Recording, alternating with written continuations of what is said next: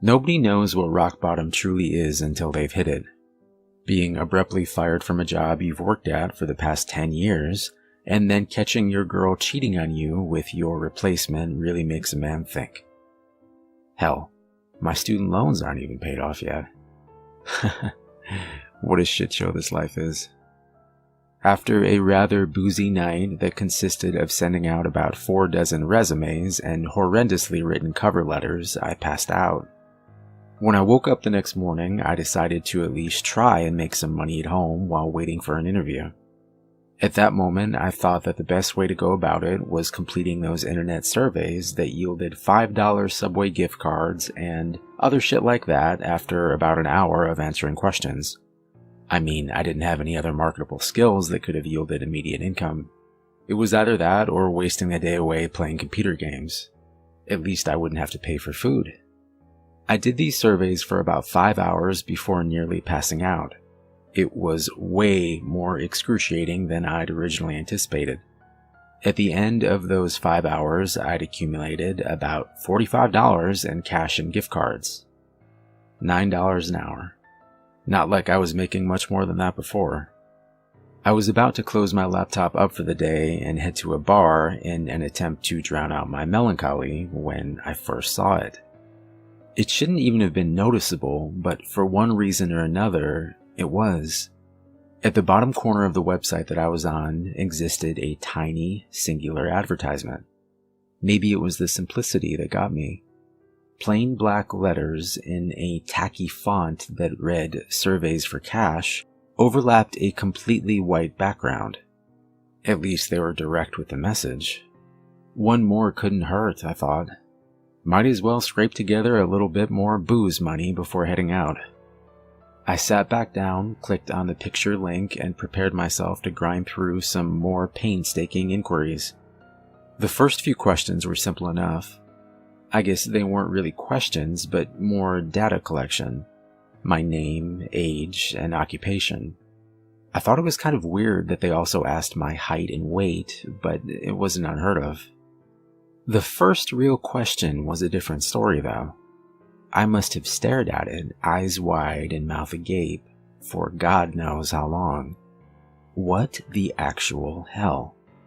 In plain English, this is what popped up on my screen. How strong is your urge to currently look behind you? There were 5 options below, ranging from not at all to overwhelming. There was no feasible reason why I should have been afraid at that moment, but I was. I tightened my breathing, trying to make out any subtle noises behind me. There were none. After maybe about 5 minutes, I worked up the courage to look. There was nothing. I sighed in relief and scoffed at myself at the same time. This must have been some kind of joke. However, I decided to entertain it, answering neutral and clicking on to the next question. This is what it read. Why would you look behind you?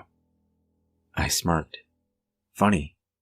Before simply typing in a "I don't know" in the response box and once again clicking next. This was the third question. You're on a plane. Apart from you, there is only one passenger who is sitting somewhere behind you. At some point, you get up to go to the washroom and find that the man is gone. You check to see if he's in the only bathroom on the plane, but he isn't. What do? Again, I must have stupidly stared at it for nearly 10 minutes. Was this some kind of obscure personality test? I mean, it must have been, right? Right? I put the same answer that I used for the last question. I don't know. It was true. I didn't know. How was I supposed to answer this shit? I clicked next again, now more intrigued than anything. The fourth question went like this. You wake up in woods unfamiliar to you. It's nighttime, and the moonlight provides you with only slight visibility. About 30 feet away from you, there is a small, dimly illuminated cabin. The door is open, and a smiling woman is motioning for you to come in. Do you go? Explain why. The question wasn't necessarily weirder than the last one. So my conjecture that this was some kind of odd personality test was still feasible. I actually made an attempt to answer this one, something along the lines of going into the cabin because there's simply nowhere else to go. Once again, I click next. Probably shouldn't have. The questions started getting really messed up. They weren't too gory or explicit, not anything like that. They were just stranger, weirder, more psychologically disturbing. If you're wondering why the hell I kept going, I can't really give you an explicit answer to that. I just felt like I had to. It was an esoteric, creeping sensation that I can't quite explain away. But I could never shake it, so I just went on. Some of the questions that stood out were, suppose that you wake up one night to find an elevator in your house. During every midnight after that, it opens up for 5 minutes, revealing an exact copy of yourself that gets progressively more injured as time goes on. Do you keep living like this? Or do you enter the elevator once and end it all? And you're in a hotel room but are awoken by a rapid knocking at your window. You peek through the blinds, seeing what appears to be a man missing both his eyes. He puts his mouth to the glass and tells you to kill the woman in the bathroom immediately. Do you listen to him? This was one of my least favorites. You are watching home videos with your mother. One of the tapes include footage of her being murdered by a masked intruder. Your mother simply laughs at this footage without saying anything. In your opinion, is this a cause for concern? In addition to this insanity-inducing shit, there were some rather disconcerting events happening in real life as well. I received a knock at the door about 30 minutes in. I look through my peephole to find a guy standing there, frantically shaking his head and mouthing "no" while making direct eye contact with me. He looked terrified. Obviously, I didn't open up. I received about 10 phone calls from somebody named the Auditor on my caller ID. They left a message every time, but each one was just a recording that consisted of somebody saying numbers through heavy static. Actually, it sounded more like screaming now that I think about it. About an hour into this thing, I was on the verge of a mental breakdown.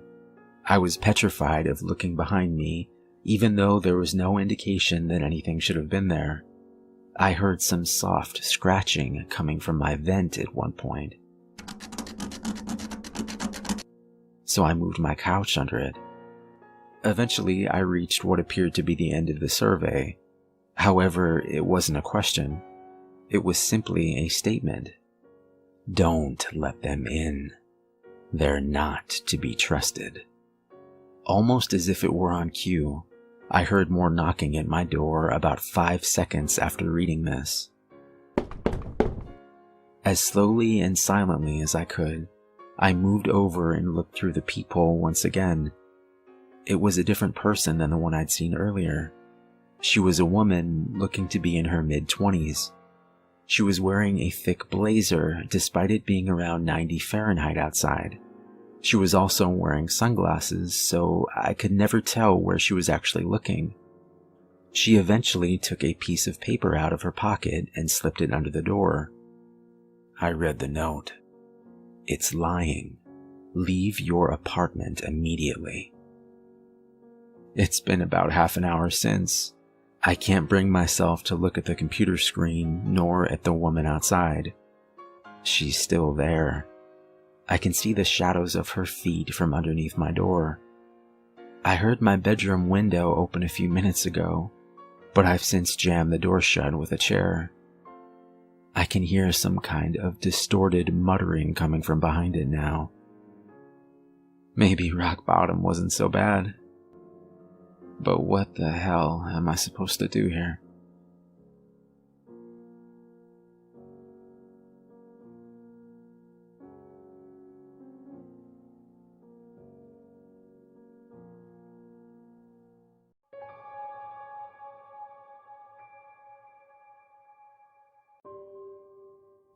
When I was 12, my grandmother came to live with us. She wasn't ill, but at 89, my mother didn't want her living alone anymore. My mom worked, so she had a caretaker help during the day, and on Saturday afternoons, when my mom did her shopping, I would watch my grandma.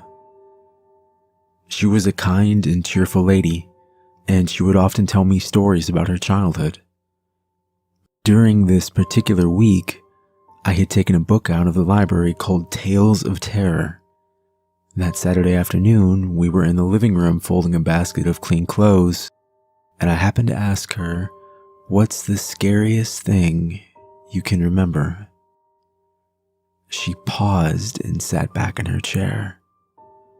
"Well," she said, "when I was a girl, a little older than you, we lived in a small village. The only thing remarkable about it was the Abbey, about 4 miles outside the town, up on a hill. No one knew exactly how old it was, but it looked like it had been there forever. An order of nuns had taken up residence there, and with the help of workmen from the village, they had begun a restoration. When I was 14, I was hired to work in the kitchens. The Abbey was really the only source of employment for the village, and I was happy to have the work. My job was to clear the tables after meals, do the dishes, and sweep and mop the floors. Most days, I would quickly finish the dishes and use my sweeping as a reason to explore. The massive stone entry opened onto what was called the Great Hall, with several large rooms off of each side. This section was in fairly good condition and used to greet important guests. The kitchens and sleeping quarters were on the right, and to the left was the chapel and a wide stone path that led to the oldest and most dilapidated section of the Abbey. This was, of course, the part that I was most curious about. As the weeks passed, I took notice that every day at noon, a large plate of food was prepared and taken out of the kitchen door, across the courtyard, and handed to the Mother Abbess. She, and only she, would carry the dish past the chapel and down the shaded path to the old part of the Abbey. She would return in 20 minutes or so, and then retire immediately to her room above the dining hall. The Mother Abbess was quite old and very strict, and I tried my best to keep out of her way. I would do my work and took pride in a job well done. Things went along this way until late September of my first year there. 2 of the nuns became ill, and then 2 became 4, and 4 became 6. It spread quickly, until the few left that were healthy spent their days taking care of the sick. I had been asked to clear the dishes and then head home until farther notice. They said they would send for me after the sickness had passed. I finished my work and walked out into something I'd never seen before, a completely empty courtyard. I looked down the old stone path and thought, this may be my only chance. So I took a quick glance around and moved into the cool shadows of the walkway, up several steps and into the old wing of the Abbey. Outside, it was early afternoon, but in the dark stone hallway, it was twilight. Here, it was completely silent.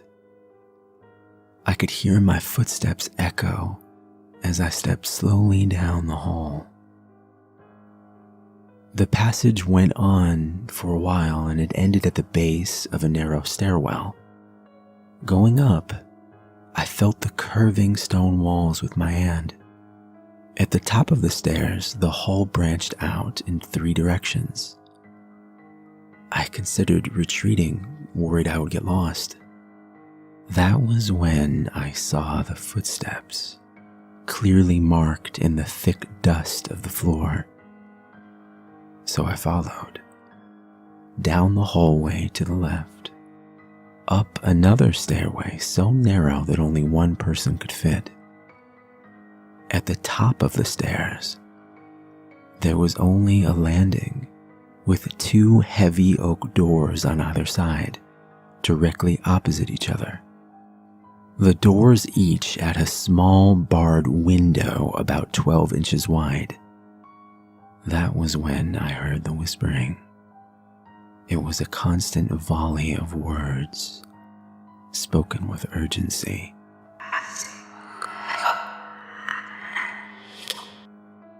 I crept closer to the door to see if I could understand, but the words seemed to connect together, making some other language foreign to me.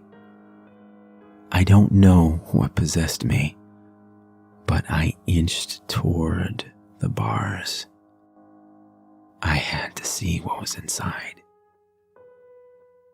Peeking through them, I saw only darkness. As my eyes adjusted, though, I saw the outline of a small figure. A woman. She was turned away from me. Her long hair was matted and unkempt, and she was whispering at a feverish pitch. It was then that something soft brushed against my ankle, and I fell back against the door with a scream. Something black jumped away from me. I saw that it was just the Abbey cat. He must have followed me from the kitchen looking for something to eat. Standing back up, I brushed the dust from my clothes, and then I noticed the whispering had stopped. I turned around slowly and saw her face was just inches from mine. Her eyes were solid white, and I was so close that I could see tiny red veins running through them. She must have been blind, but it wasn't just her eyes. Before I fainted, I saw that she was grinning at me, and I heard her whisper 3 words.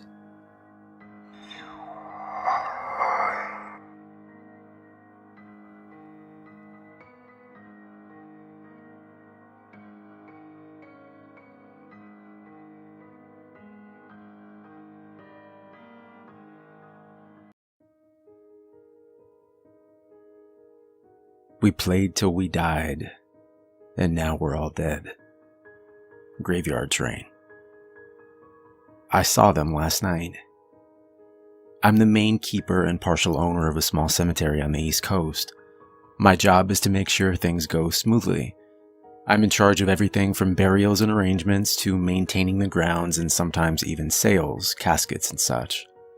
Although I am encouraged to upsell as much as possible, I never do. It doesn't seem right to try and get every last penny out of someone who has just lost a loved one. And after all, it's just a box. It being prettier than others isn't really of the utmost importance. Last time I checked, the dead don't care about fashion. I just hope they're staying dead. This week I drew the short straw and had to work the 9 p.m. to 6 a.m. shift. We usually have a security guard, but he had called in due to a family emergency.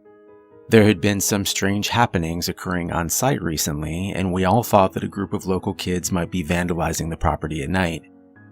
I set up in our main office, which was located in the dead center of our 40.6 acres of property. There was an old VCR in the lounge that had been there for years, and when I pressed play, I was surprised to see Abbott and Costello meet Frankenstein in old-fashioned lettering. Frankenstein was just about to grab the main character when I heard what sounded like a small explosion outside. And then another, and another. Grabbing my flashlight, I wondered if the local kids had broken in and set off some unused fireworks from the 4th of July. The idea of calling the cops immediately passed through my mind, but I thought better of it. It was probably just some kids after all. If they didn't know anyone was there besides them, perhaps I could even give them a scare. Liking that idea, I shut the flashlight off and crept out the back entrance.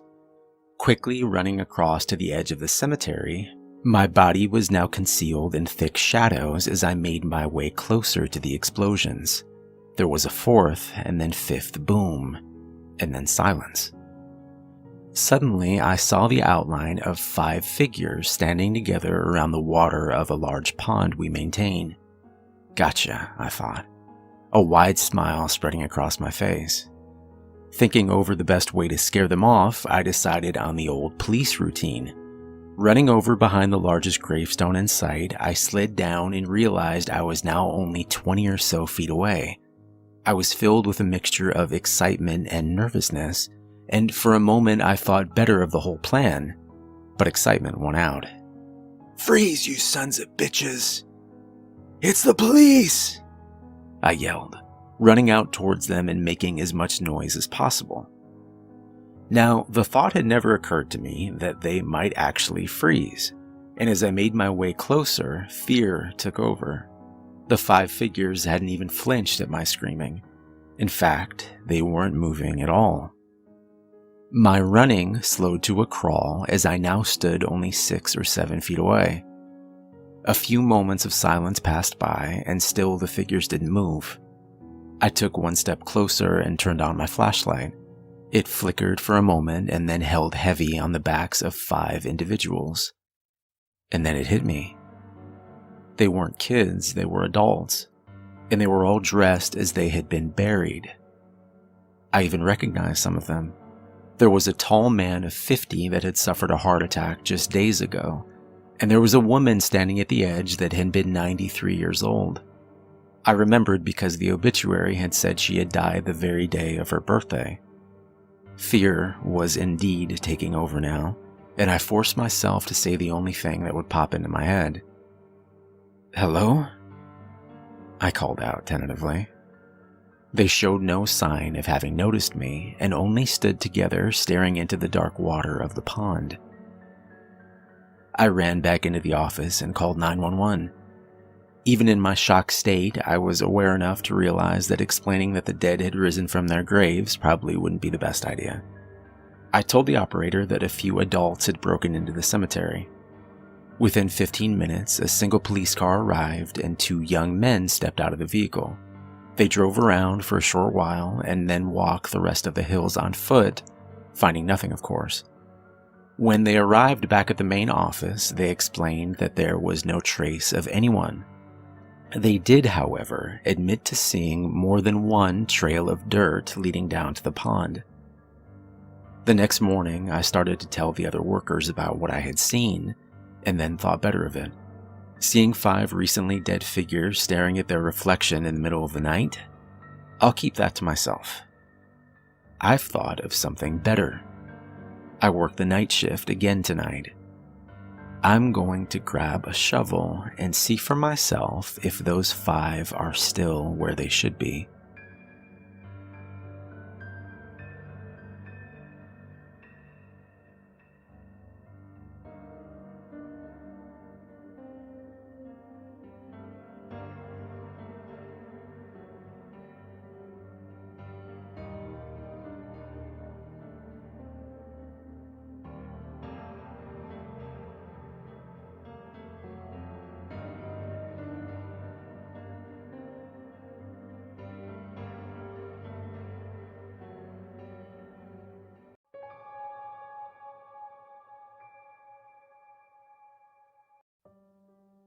I don't know when you're going to read this, but I can tell you when it started. I was out for a walk alone in the woods when the entity came for me. It was beyond a blur. It was, for lack of a better term, absence of meaning. Where it hid, there were no trees. Where it crept closer, there was no grass. Through the arc it leapt at me. There was no breeze of motion. There was no air at all.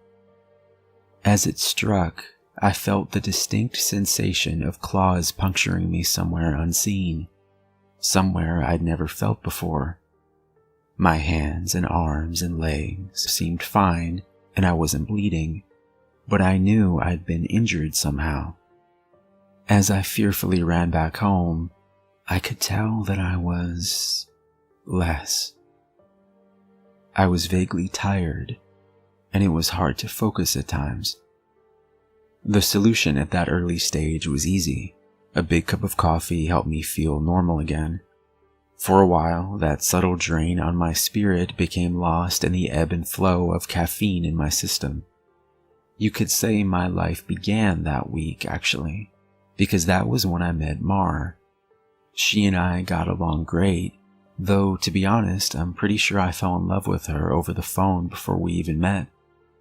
It was almost as if the strong emotions of that first week made the entity fight back. It was still with me, latched on to some invisible part of my being. The first few incidents were minor, and I hardly worried about them. The color of a neighbor's car changed from dark blue to black one morning, and I stared at it before shaking my head and shrugging off the difference. 2 days later, at work, a coworker's name changed from Fred to Dan. I carefully asked around, but everyone said his name had always been Dan. I figured I'd just been mistaken. Then, as ridiculous as this sounds, I was peeing in my bathroom at home when I suddenly found myself on a random street. I was still in my pajamas, pants down, and urinating, but now in full view of a dozen people at a bus stop. Horrified, I pulled up my clothes and ran before someone called the cops. I did manage to get home, but the experience forced me to admit that I was still in danger. The entity was doing something to me, and I didn't understand how to fight back. Mar showed up that evening, but she had her own key. "Hey," I asked her with confusion, "how'd you get a key?" She just laughed. "You cute. Are you sure you're okay with this?" She opened a door and entered a room full of boxes. I know living together is a big step, especially when we've only been dating 3 months. Living together? I'd literally just met her the week before. Thing was, my mother had always called me a smart cookie for a reason. I knew when to shut my yap. Instead of causing a scene, I told her everything was fine, and then I went straight to my room and began investigating. My things were just as I had left them, with no sign of a 3-month gap in habitation. But I did find something out of the ordinary. The date. I shivered angrily as I processed the truth. The entity had eaten 3 months of my life. What the hell was I facing? What kind of creature could consume pieces of one's soul like that? I'd missed the most exciting part of a new relationship, and I would never understand any shared stories or in-jokes from that period. Something absurdly precious had been taken from me, and I was furious. That fury helped suppress the entity. I never imbibed alcohol. I drank coffee religiously. I checked the date every time I woke up. For 3 years, I managed to live each day while observing nothing more than minor alterations. A social fact here and there, someone's job, how many kids they had, that sort of thing. The layout of nearby streets, the time my favorite television show aired, that kind of thing. Always, those changes reminded me that the creature still had its claws sunk into my spirit. Not once in 3 years did I ever let myself zone out. One day, I grew careless. I let myself get really into the season finale of my favorite show. It was gripping, a fantastic story. Right at the height of the action, a young boy came up to my lounger and shook my hand. Surprised, I asked, "Who are you? How'd you get in here?" He laughed and smiled brightly. "Silly daddy." My heart sank in my chest. I knew immediately what had happened. After a few masked questions, I discovered that he was 2 years old, and that he was my son. The agony and heartache filling my chest was nearly unbearable. Not only had I missed the birth of my son, I would never see or know the first years of his life. Mar and I had obviously gotten married and started a family in the time I'd lost, and I had no idea what joys or pains those years contained. It was snowing outside. Holding my sudden son in my lap, I sat and watched the flakes fall outside. What kind of life was this going to be if slips in concentration could cost me years? I had to get help. The church had no idea what to do. The priest didn't believe me and told me I had a health issue rather than some sort of possession. The doctors didn't have any clue.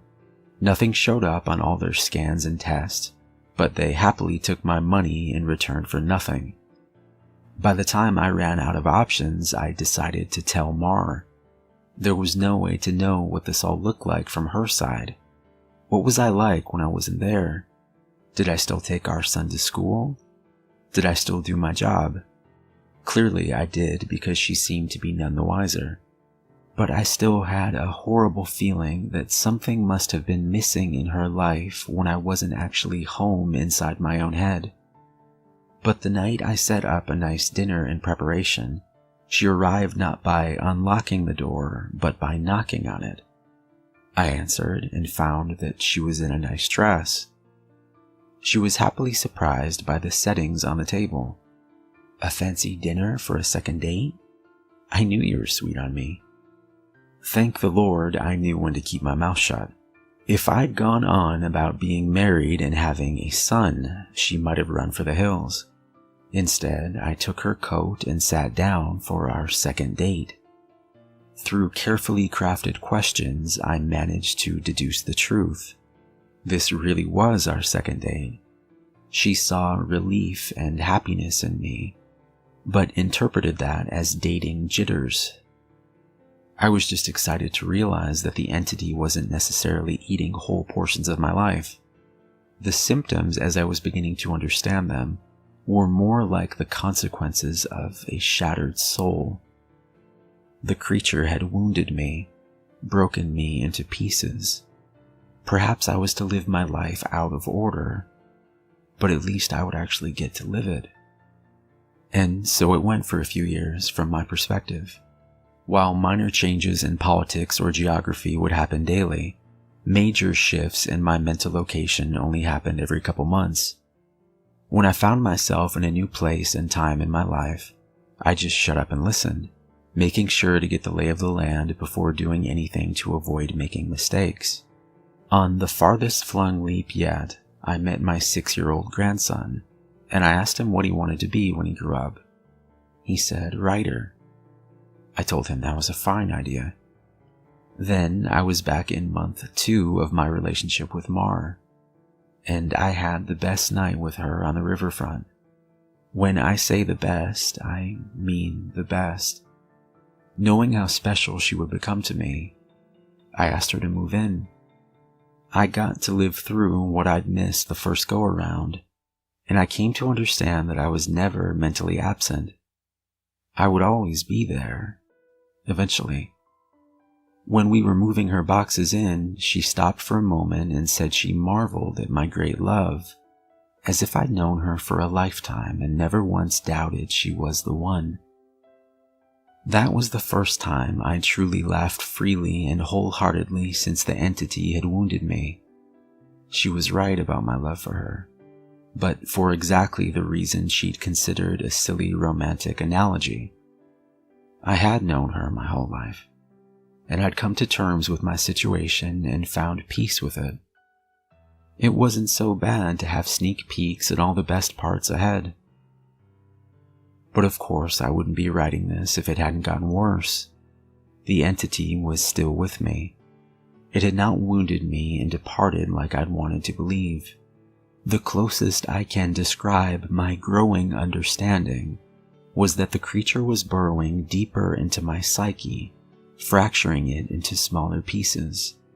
Instead of months between major shifts, I began having only weeks. Once I noticed that trend, I feared my ultimate fate would be to jump between times in my life heartbeat by heartbeat, forever confused, forever lost. Only an instant in each time meant I would never be able to speak with anyone else, never be able to hold a conversation, never express or receive love. As the true depth of that fear came upon me, I sat in an older version of me and watched the snow falling outside. That was the one constant in my life. The weather didn't care who I was or what pains I had to face. Nature was always there. The falling snow was always like a little hook that kept me in a place. The pure emotional peace it brought me was like a panacea on my mental wounds, and I'd never yet shifted while watching the pattern of falling white and thinking of the times I'd gone sledding or built a snow fort as a child. A teenager touched my arm. "Grandpa?" "Huh?" He'd startled me out of my thoughts, so I was less careful than usual. "Who are you?" He half grinned, as if not sure whether I was joking. Handing me a stack of papers, he said, "It's my first attempt at a novel. Would you read it and tell me what you think?" Of course. Pursuing that dream of being a writer, I see. He burned bright red. Trying to, anyway. "All right, run off. I'll read this right now." The words were blurry, and annoyed I looked for glasses I probably had for reading. Being old was terrible, and I wanted to leap back into a younger year, but not before I read his book.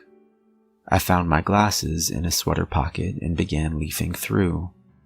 Mar puttered in and out of the living room, still beautiful, but I had to focus.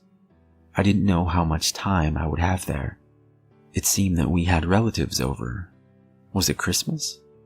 A pair of adults and a couple kids I didn't recognize tromped through the hallway, and I saw my son, now adult, walk by with his wife on the way out the door. As a group, the extended family began sledding outside.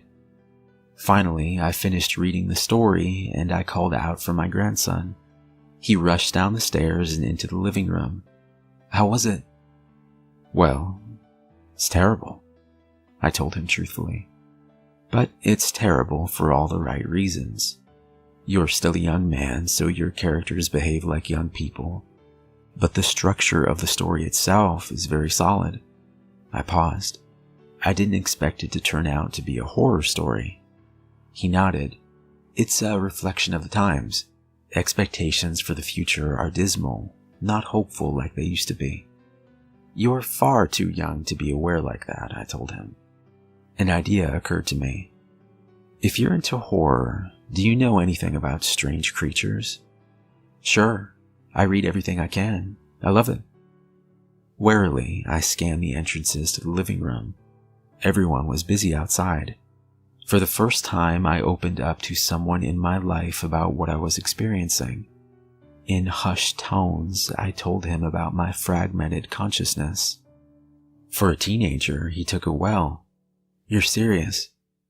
"Yes." He donned the determined look of a grown man accepting a quest.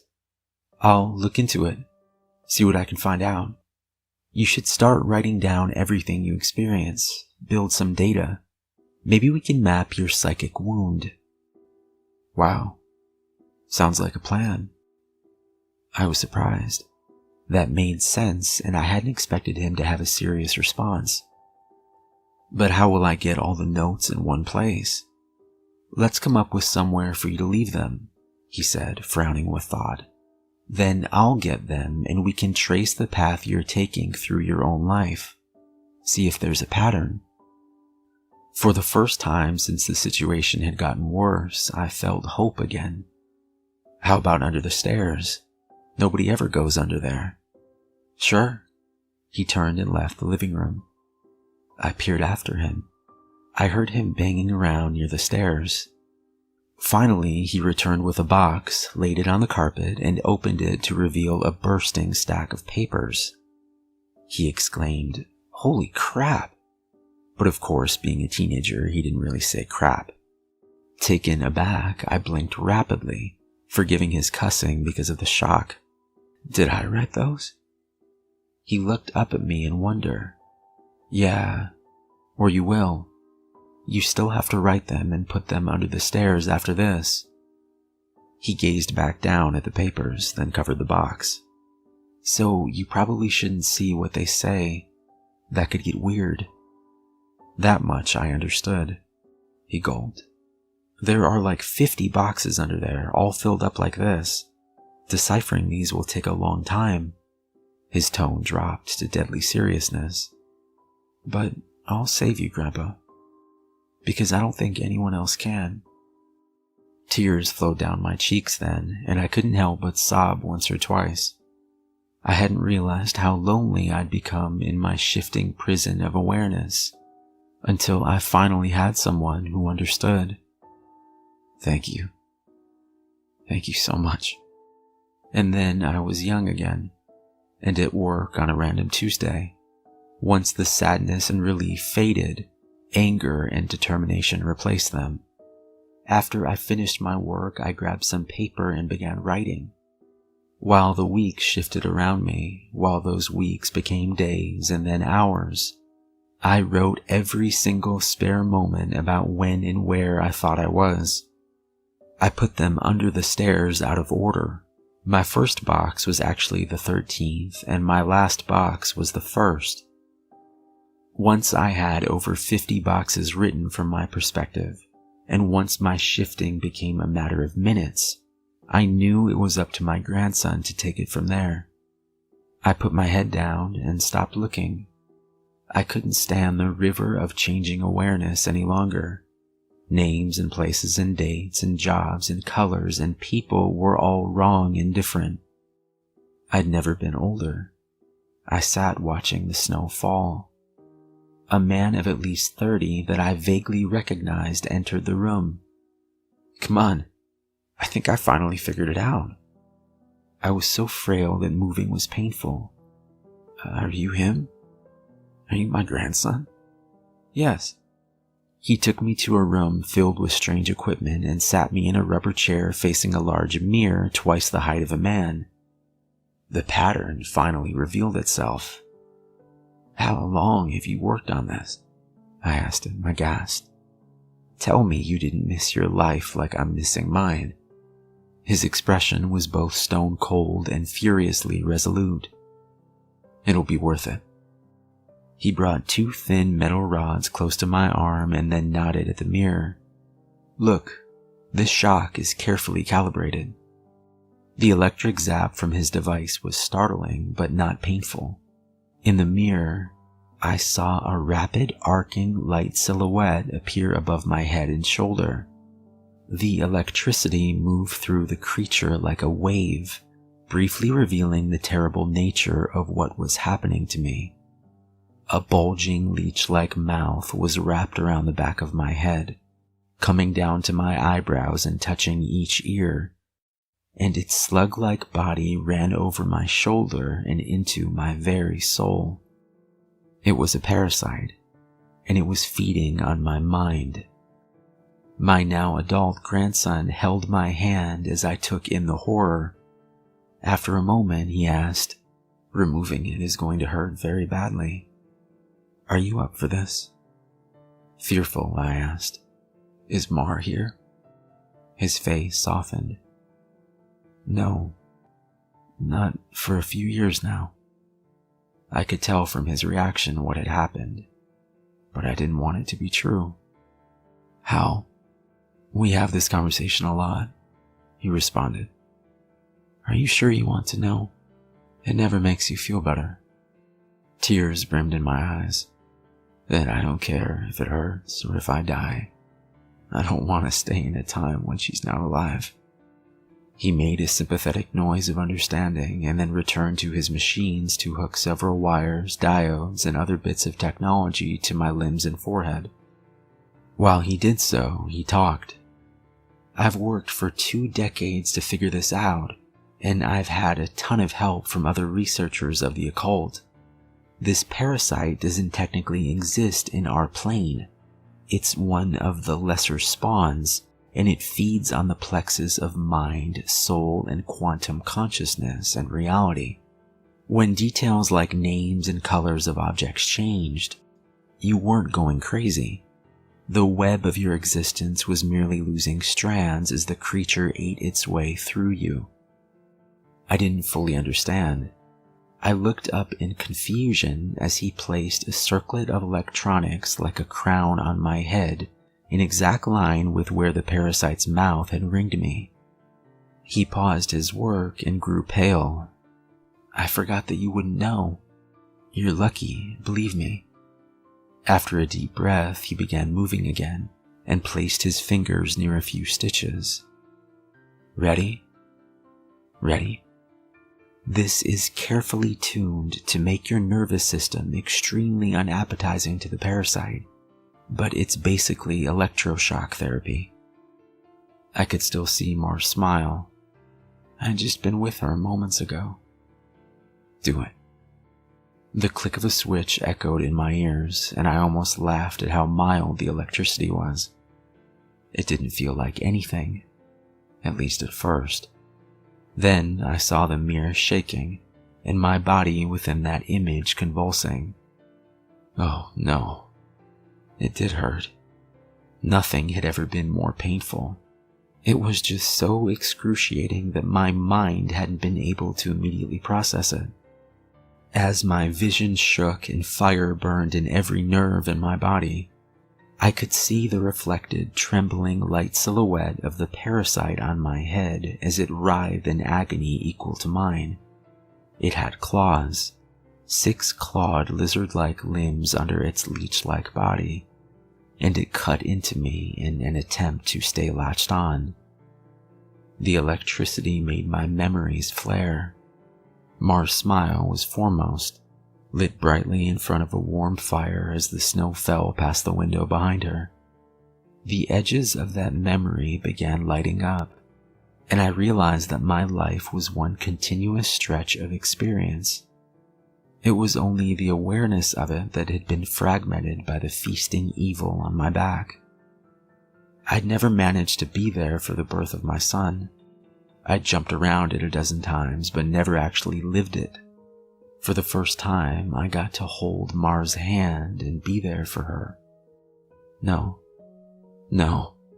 That moment had shifted seamlessly into holding her hand as she lay in a hospital bed for a very different reason. Not this. God, why? It was so merciless to make me remember this. I broke down in tears as nurses rushed into the room. I didn't want to know. I didn't want to experience it. I'd seen all the good parts, but I hadn't wanted the worst part. The inevitable end that all would one day face. It wasn't worth it. It was tainted. All that joy was given back 10,000-fold as pain. The fire in my body and in my brain surged to sheer white torture, and I screamed. My scream faded into a surprised shout as the machines and electricity and chair faded away. Snow was no longer falling around my life. I was out in the woods on a bright summer day. Oh God. I turned to see the creature approaching me. It was the same absence of meaning, the same blank on reality. It crept forward, just like before. But this time, it hissed and turned away. I stood, astounded at being young again and freed from the parasite. My grandson had actually done it. He'd made me an unappetizing meal, so the predator of mind and soul had moved on in search of a different snack. I returned home in a daze. And while I was sitting there processing all that had happened, the phone rang. I looked at it in awe and sadness. I knew who it was. It was Marjorie, calling for the first time for some trivial reason she'd admit 30 years later was made up just to talk to me. But all I could see was her lying in that hospital bed dying. It was going to end in unspeakable pain and loneliness. I would become an old man, left to sit by myself in an empty house, his soulmate gone long before him. At the end of it all, the only thing I would have, sitting and watching the falling snow. But now, thanks to my grandson, I would also have my memories. It would be a wild ride. no matter how it ended. On a sudden impulse, I picked up the phone. With a smile, I asked, "Hey, who's this?" Even though I already knew.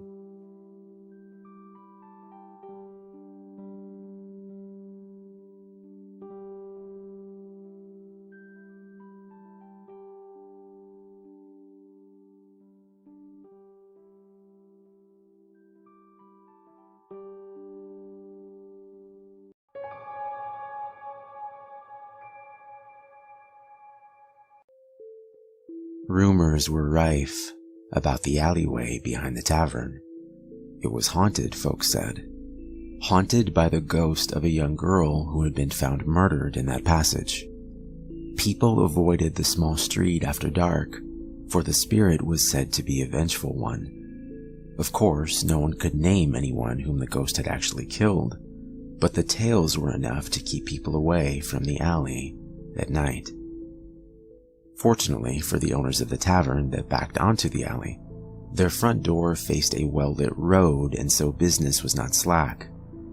Then one night, while the tavern was full of drinkers, a nasty character named O'Hare wandered into the bar. Women and children were not safe in his presence, but especially not women. After O'Hare had consumed far too much alcohol, he suddenly announced to the bar that he'd seen a pretty young thing in the alley out back of the tavern. The bartender froze in the middle of polishing a glass. No one said a word, but everyone was thinking about the ghost of the vengeful young girl. Everyone in the bar looked down at his or her glasses as he stumbled to his feet. No one made a move to stop him, and there were quiet whispers of, "He deserves what's coming to him," as O'Hare left the building. It's just too bad that there isn't really a ghost, thought the bartender, setting down the shining glass and picking up another one to polish. O'Hare sorely needed a lesson in human kindness and respect for others. It was at that moment a horrible scream came from the alley. Everyone in the tavern looked up in shock and fear. Had there really been a ghost out there? Or was O'Hare up to his old tricks and now accosting another woman? The men leapt to their feet and raced to the back door of the tavern. Pouring out into the street, they were met by an unnatural cold, and their eyes were dazzled by a blaze of light. The bartender thrust his way to the front of the crowd and saw the body of O'Hare lying in a pool of bright white light. His throat had been torn to pieces, and blood was spilling out in gushes. Above him hovered the semi-transparent figure of a young girl, her eyes gleaming with red fire, her mouth covered with blood. She glared down at O'Hare and then turned to look at the crowd. The specter licked the blood from her lips, her eyes on the bartender's neck. Then she vanished, taking the light with her. At their feet, O'Hare gasped out his last breath and died. The local authorities were summoned to deal with the body of O'Hare. They were skeptical, but there were many eyewitnesses. The bartender resigned his position the next morning and took a job across town. The memory of the ghost's hungry stare at his neck, prompting him to look elsewhere for employment.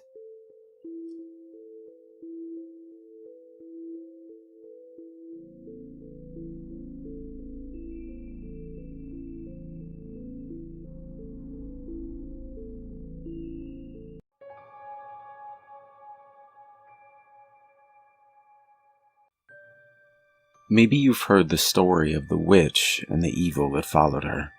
Legend says that from 1817 to 1821, a family came under attack by a clairvoyant entity that could affect the environment and even shapeshift. While some of that is true, it's far more simple than you think. Sometimes words are chosen because they convey a truth. Sometimes that truth is obvious. Though I am now an old man, my body riddled with cancer, I wanted to warn you of what happened so many years ago. In the 1950s, my family relocated to an old 2-story brick home in New England. The 5 of us arrived late in the evening, and my 2 sisters and I stared out into the dark water behind our home.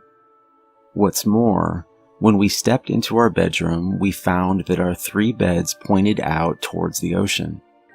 It was also strange. My parents had little money, but were able to purchase the home for far less than what they had paid for a small apartment in Ohio. As my mother entered the bedroom behind us, her surprise was real as well. "I didn't realize the home would be furnished. What lovely little beds," she said. She tucked us into our 3 beds overlooking the ocean, kissed us on our foreheads, and shut the door quietly. We immediately sat up and looked out into the ocean. "Think we'll see a shark?" Sarah asked. "Course we will. It's the ocean," I replied confidently. My 2 younger sisters smiled, looking over at me in wonder. They always thought I would protect them. But I couldn't stop what was coming, and none of us were ready for what happened next. That night, we fell asleep easily from the long journey until we heard the noise. The soft ding of a bell awoke us from our slumber. "Did you hear that, John?" Emma asked quietly. "Yes." Gazing down at the black water, we were lost for words. There was a luminescent figure which appeared to stand on the surface of the water. As our eyes adjusted together, we saw that it was a woman. She was smiling warmly, and as she drifted closer, we realized that the sound we had heard was from a bell she was holding. Her graceful hand moved in the wind, and I heard the noise again. She floated even closer, her eyes now locked hypnotically with my sister Sarah. And then she was gone. I didn't have a chance to wake my parents because the next thing I knew, I was in a deep sleep. Upon awaking, I was greeted to the somber eyes of my father staring down at me. My parents had awoken in the morning to find Sarah missing. Searching everywhere, they had finally spotted her body drifting lifeless at the edge of the ocean. The next few days, I tried to tell my mother and father about what the 3 of us had seen that night, but they wouldn't have it. They were inconsolable at the loss of their daughter and had no patience for the fairy tale Emma and I had created. Sarah was buried 3 days later, but it wouldn't be the last time I saw her. The night after her funeral, Emma and I awoke to the same sound. We shot up in bed and stared down into the deep waters. "John, did you—" My sister was interrupted by the second recurring noise piercing the air. I like to think that I would have had the sense to warn her to cover her ears, if not for what happened next. The eyes of my dead sister Sarah looked into mine. The beautiful figure of the woman was not alone this time. The small shape of my sister floated next to her, the 2 of them holding hands and smiling up at us innocently. Before I could react, I heard the noise for a 3rd time. I fell into a deep sleep. When I awoke in the morning, it was to my mother screaming, "Where's your sister? Where is she?" They found Emma's body 2 hours later a mile out into the ocean. She was floating face down in the Atlantic. The loss of their 2nd child was more than enough for my parents. Though we weren't able to leave the house for a week's time, my mother and father now ordered me to stay in their room every evening. Their window faced the street and didn't look out into the water. Late that night, I awoke in my parents' room to the faint sound of a bell. In a panic, I covered my ears tightly and remained that way until dawn. We left the house 1 week later. I've never gone back.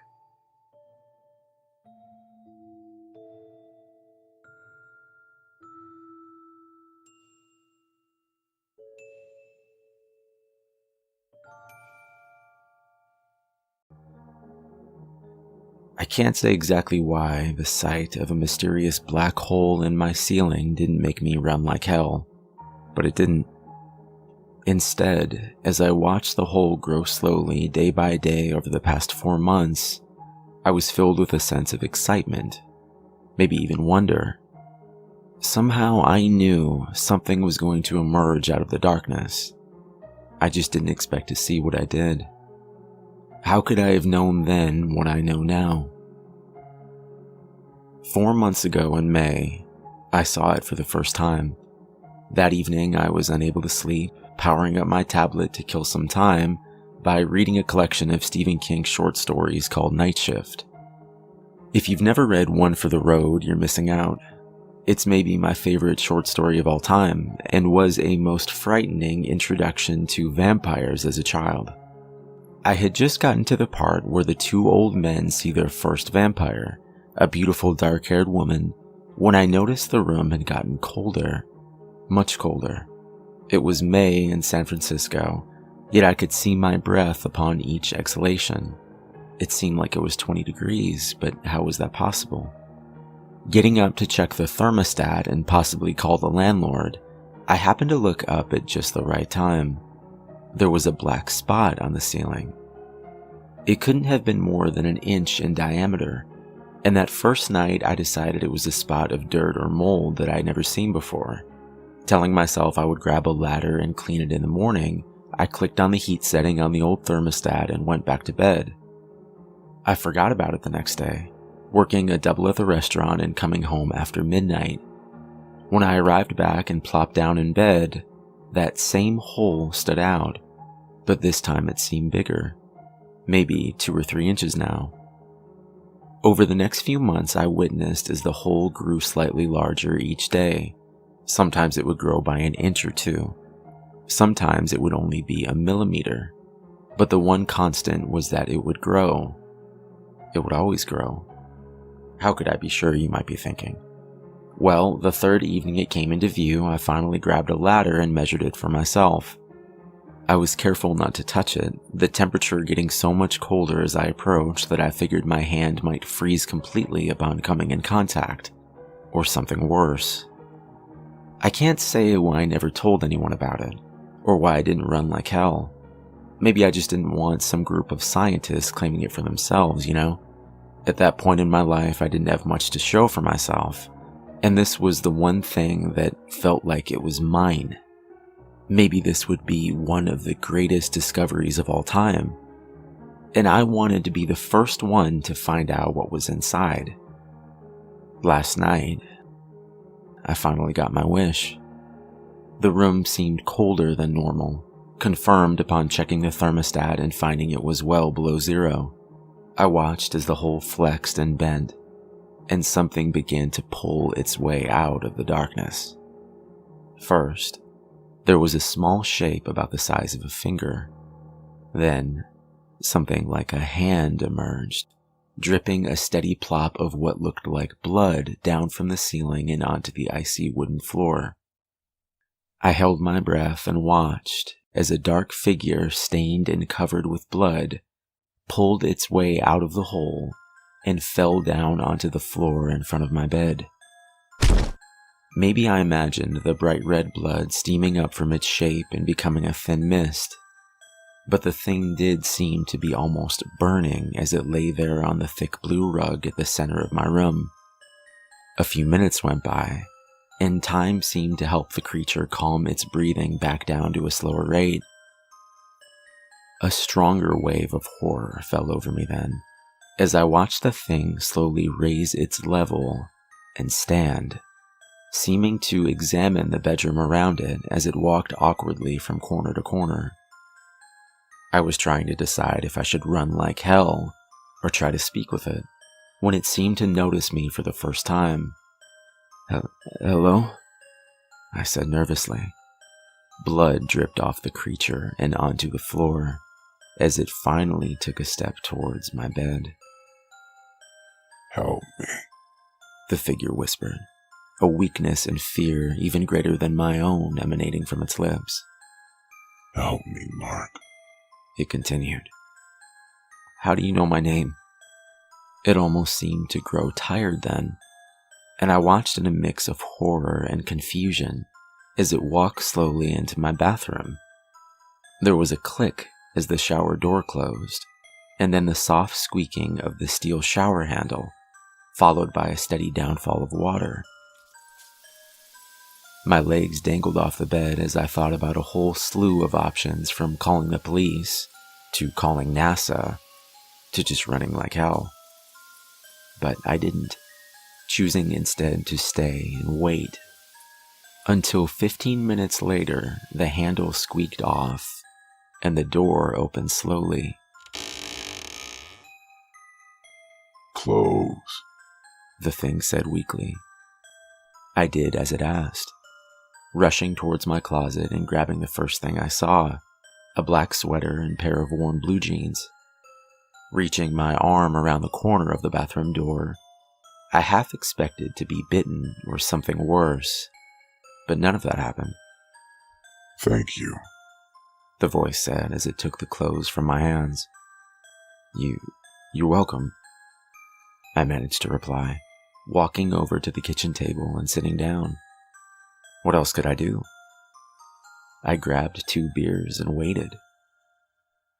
Not long after, the dark shape of what I assume was its head peeked around the corner and stared at me from the bedroom, now wearing the fresh clothes I had given it.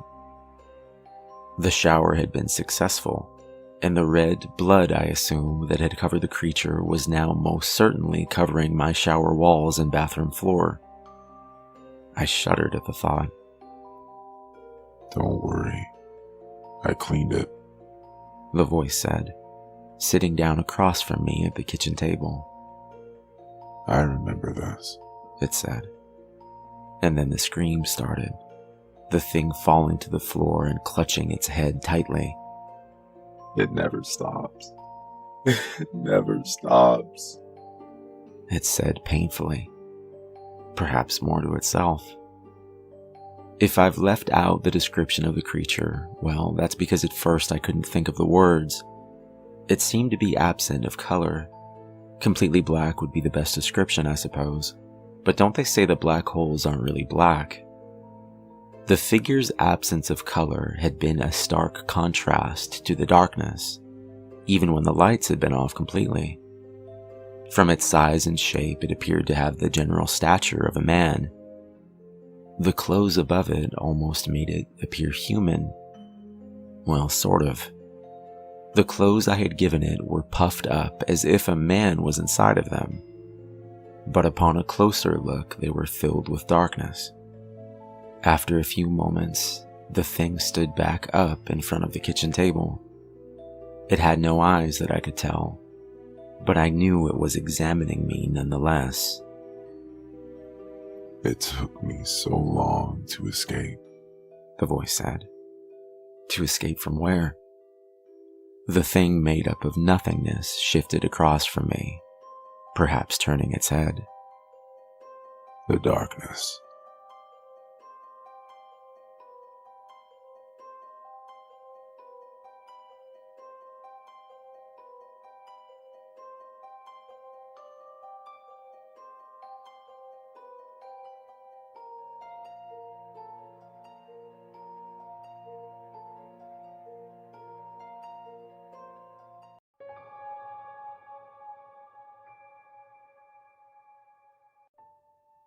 The conversation was normal until one of the speakers suffered a sudden and violent death. It began when a young, fresh-faced youth with an old-fashioned camera draped around his neck approached a young woman sitting on a park bench. "Excuse me, miss?" he began tentatively. She looked up from her phone and brushed a lock of blonde hair out of her green eyes. "Yes?" she said, masking her mild annoyance with a smile. "I'm doing a photography project for my school," he said, "and I was wondering if I could photograph you." "Oh," she said. The request seemed to puzzle yet flatter her. She thought for a moment and then said, "Sure." "Great," said the young man, smiling. "Over there by that tree would be best." The woman gladly obliged, and the two strode over to the tree together, where the woman posed somewhat awkwardly with a smile that was almost genuine. "Actually," the young man said, "would you mind moving over a couple feet to the left?" "Just here?" the woman asked, shuffling over a couple feet. "Just a bit more," he said. She moved over a few more inches and smiled. Two things happened at once. The camera flashed, and the young woman's head exploded into a bloody pulp. Suddenly, the world's volume was turned down. My heart pounded in my ears. The woman's body went limp and sank to the grass, spilling blood from her neck in a torrential fountain. The bystanders screamed, and my hands fumbled for my phone to dial 911. My hands were shaking badly, and I almost dropped the phone into the grass. After I dialed, I held the ringing phone to my ear and looked up. The young man was nowhere to be seen. I wondered where he had gone, but the thought was driven from my head as a 911 operator picked up. "911, said the woman's voice. "What is your emergency?" But I couldn't answer. Something was severely wrong with me. There didn't seem to be enough air in my lungs, and my hands started to feel cold and numb. I was dizzy now. The world spun, and the ground rose up to meet my face, smashing my nose painfully. My vision began to swim in darkness, and then there was nothing. When the EMTs revived me, the woman's body had already been packed into the ambulance and taken away, though the blood stain remained, a dark stain of brown against the green of the grass. The EMTs said I'd had a panic attack and passed out. The police took my statement and they sent me home, numb with shock. A few weeks later, I found out that the woman had been hit by a stray bullet from someone shooting cans in their backyard a mile away. It was a 1 in a million shot, they said. A week later, I saw the young man again. He wore the exact same clothes, had the exact same haircut and cheerful grin, and the same old-fashioned camera was draped around his neck. I saw him by chance through the window of a restaurant, chatting up an elderly couple who sat in a corner booth. The silent, smiling conversation did not last long before the young man convinced them to get up and move to another booth. He lifted his camera to his face, and nothing happened. The old woman smiled and cocked her head to the side as if she was asking him something. He smiled back and raised a finger before lifting the camera to his face again. There was a sound like roaring thunder, and the wall of the restaurant exploded into dust and debris. A truck had crashed through the wall and demolished the old couple's booth. The young man stood there as if nothing had happened. He raised the camera to his face, took one more picture, and then turned to leave. He pushed the door to the restaurant open and walked out. He stopped and scanned the street. His gaze halted on me. The screaming and the chaos faded into silence as his preternaturally blue eyes bore into mine, turning my insides to ice. And then, in a moment, he was gone. It was as if he had vanished into thin air. I hoped after that to never see him again, but fate did not care much about my hopes. It never does. I was having dinner with my wife and 5-year-old daughter, Sarah, and the air was filled with laughter and the smell of my wife's baked pork chops and creamed mushrooms. Sarah was telling us a story about a strange man she'd met by the school who had offered to take her picture. She said he had a strange smile and a really old camera like she had never seen before. My heart sat up and began to beat against the inside of my chest. Trying to maintain the illusion of calm, I set my fork down gently on my plate, and I told her that if she ever saw that man again, she was to run, and that she absolutely, under no circumstances, was she allowed to let him take her picture. "But he did take my picture, Dad," said Sarah. "He wouldn't let me see it, but he said he'd come show me when it was ready in a week." "What?" I gasped. My voice was hoarse and small. My wife was looking between my Sarah and I with a look of concerned confusion. Sarah seemed to sense that something was wrong, and her chin began to quiver. "Nothing's wrong, honey," I said. "Everything is going to be okay." The lie struggled out of my throat, and the guilt of it seized my heart and squeezed it tight. Sarah's eyes were watery, but she continued what she was saying. "He said something else too, Dad," she said uncertainly. "He said it was very important." "Yes?" "He said he wouldn't develop my picture if you let him take yours. In the park tomorrow at noon." A wave of relief intermingled with sadness washed over me, and a tension I hadn't even noticed dissolved from my shoulders. I could feel the tears starting out in my eyes as I kissed my daughter's head, taking in a huge whiff of her scent, that scent of pure youth that makes the old feel young again. I kissed my wife hard on the lips, savoring the taste, half lipstick and half the pork chops she had just eaten. "I love you, Janine," I said. "And I love you too, Sarah." They looked at me uncomprehendingly, concerned as if I had lost my mind. I've always loved my family more than life itself, and tomorrow at noon, I guess I will have to prove it. Perhaps I can get the better of the stranger, perhaps not. Wish me luck.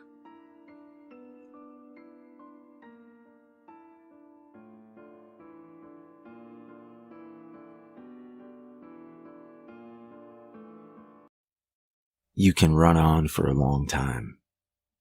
Sooner or later, God'll cut you down. Johnny Cash. "I can't stop," Scott yelled over at me, the yellow Mustang screaming down the Pacific Highway and braking 100 miles per hour. He slammed his foot down to the floor again and again. Nothing. It must have cut the lines," he continued, the panic in his eyes increasing. 107. Fuck. I don't want to die like this, man." I looked over at his terrified eyes and back up through the clear glass. The shocked face of an 8-year-old little boy rushed past us as we continued to pick up speed. 116 miles per hour now. And for the briefest of moments, the pulse of the adrenaline rushing through my body cleared, and a feeling of euphoria washed over me. This felt like a video game, and Scott was pretty damn good at it. An elderly couple, or at least I think they were, in a white van changed lanes without seeing us, and it almost ended for all 4 of us right then and there. "Jesus," Scott said under his breath, managing to pull the wheel to the left and barely avoid them while somehow not flipping the car. 125. The euphoric feeling dissipated and the adrenaline pumped back into my heart. Watching Scott swerve and miraculously avoid every obstacle thrown at him, I couldn't help but feel admiration for my friend. There was an icy focus to his eyes now, and he wasn't about to give up. Despite everything that had happened, there would be no surrender. Not yet, at least. "Hold on," he said, turning the wheel abruptly to the right and speeding up the runaway truck ramp. 118 miles per hour. I think we're slowing down." 95. "Yeah, I think so too," I replied, taking a deep breath. 60. 30. The Mustang rolled to a halt as we breathed a collective sigh and exchanged a look of relief. I put my hand on his shoulder. "Good thinking." "We got lucky again, man," he replied, the terror never leaving his eyes as he stared over at me. He fought back tears and continued, "I can't keep this up forever." And he was right. He couldn't. The brake lines being cut was just the latest incident since he had seen the film only a short time ago. There had been the house fire. Scott had barely gotten out alive, just happening to wake up at 3 o'clock in the morning for a glass of water. After 911 had been called and the house had been evaluated, The authorities determined it to be caused by faulty wiring and nothing more. He knew better. There was the near electrocution, the jack stand for his car almost crushing him, and the wolves. I'd rather not speak about that one. What should we do? Scott asked me, the adrenaline dying and a blank stare falling across his face as he gazed out of the car window and up into the thick green trees and surrounding hills. I took a moment to gather my thoughts, and then finally replied, "We persist." His exhausted body turned towards me as he dug into his left breast pocket and pulled out a cigarette. He nearly dropped it before gripping the steel handle tighter, flicking the flame and taking a slow drag. "You're right. We'll figure this out." Scott smiled. "Thanks for being here, Dan. If you ever want to leave," I interrupted. "I'm here with you till the end," I replied. He nodded, and then he held his hands around his throat, first puzzled and then terrified. I can't breathe. Help me. Help me. His eyes glazed over and he went unconscious. I put my ear against his chest and listened to his respirations, shallow yet still there. His pulse was thready and quickening, yet it continued, and as his breathing slowed, I saw the red flashing lights of an ambulance speeding up the ramp behind us. Someone must have dialed 911. You've got to be kidding me. As a man and woman quickly got out of the ambulance and ran over to us, I readied myself and then exited the car. "Help my friend." Scott had been having a terrible time the past few years. His father had died of cancer. He had lost each job he had fought so hard for, and his girlfriend even left him after he had proposed. I had no choice but to kill her later on and bury her body in the hills. I told Scott that she was trouble from the start. I didn't tell the two medics why he had passed out, and I certainly wasn't going to explain how I had laced the cigarette with poison this morning while he slept. I know what you're thinking, and yes, it was supposed to be painless. I just wanted to end his pain. In a way, death had been after Scott. Watching the two medics work desperately to save him, I found a grin falling over my face.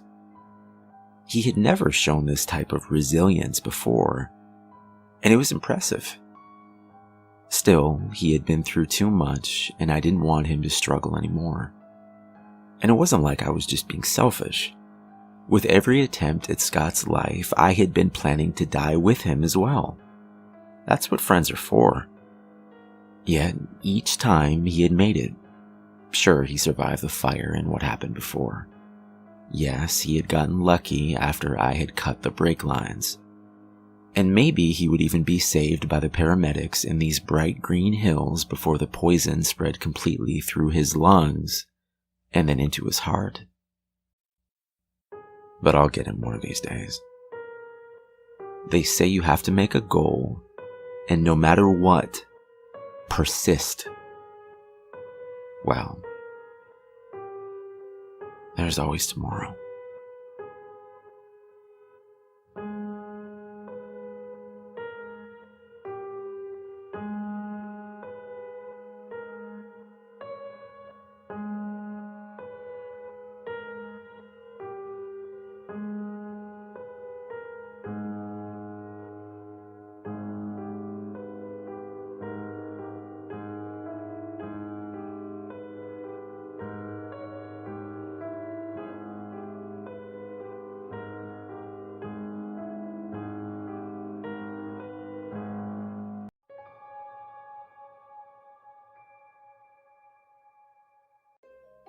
My work friends and I were at our favorite pub last night.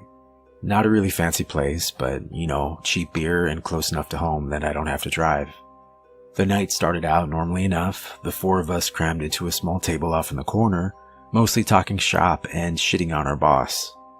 Being this was the middle of the week, there weren't too many other people around, maybe around 8 or 9 others in the whole place. Everybody just kind of keeping to themselves, sort of people you'd expect to see in a pub on a Wednesday. Anyway, from where I'm sitting, I have a pretty good view of the TV behind the bar. Jesse the bartender is kind of lazily flipping through channels and passes by our local news channel. There's a brief burst of orange and red on the screen, which I register as a fire happening somewhere, which then disappears as Jesse switches over to the next channel. Something about the image looks oddly familiar though. "Hey Jess, can you switch that back?" I call out to her. The news comes back on, and suddenly I recognize the building in the frame. It's my building. And it's burning. "Holy shit," I say, loudly enough that a few people follow my gaze to the television. That's my apartment.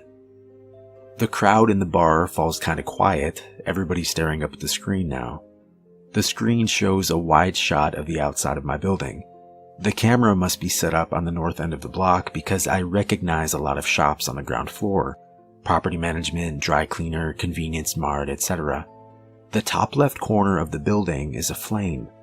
It's not a huge fire by any means, but it looks like a few units between the top 4 floors or so have already been engulfed by the flames. "Jesus, man," one of my coworkers says. That sucks." There's an uncomfortable murmur of agreement that passes around the table. I mean, I don't blame them. I wouldn't know what to say in this situation either. "Yep," I agree, just as awkwardly. Thankfully, my apartment is only about halfway up and located on the west side of the building. I cross my fingers, hoping my stuff will be okay. The camera cuts to a reporter on the scene. He's standing a little farther away, looking at the shops in the background. I can tell he's across the street on the northwest corner of the building. "Firefighters are expected on the scene any moment," he's saying, "and hopefully they'll be able to contain this horrible inferno before it spreads any farther. As I was saying before, it's very fortunate that everyone was able to evacuate the building before things got too bad, or who knows what tragic events may have unfolded." "He's really laying it on thick," my other coworkers joked. I chuckle a bit. All things considered, at the moment, it really didn't seem all that bad. But then, a few moments later, hang on," the reporter on TV says. "We're getting some updated information. It seems, hang on one moment while we readjust the camera." The previously locked down camera starts to shift, the angle focusing on an area of the building about halfway up the west side. All the lights in the building are out except for one. I feel a weird creeping sensation as I start counting the windows from the bottom. 5 up, 2 over. That's my place. I swore I turned that light out, I think at first.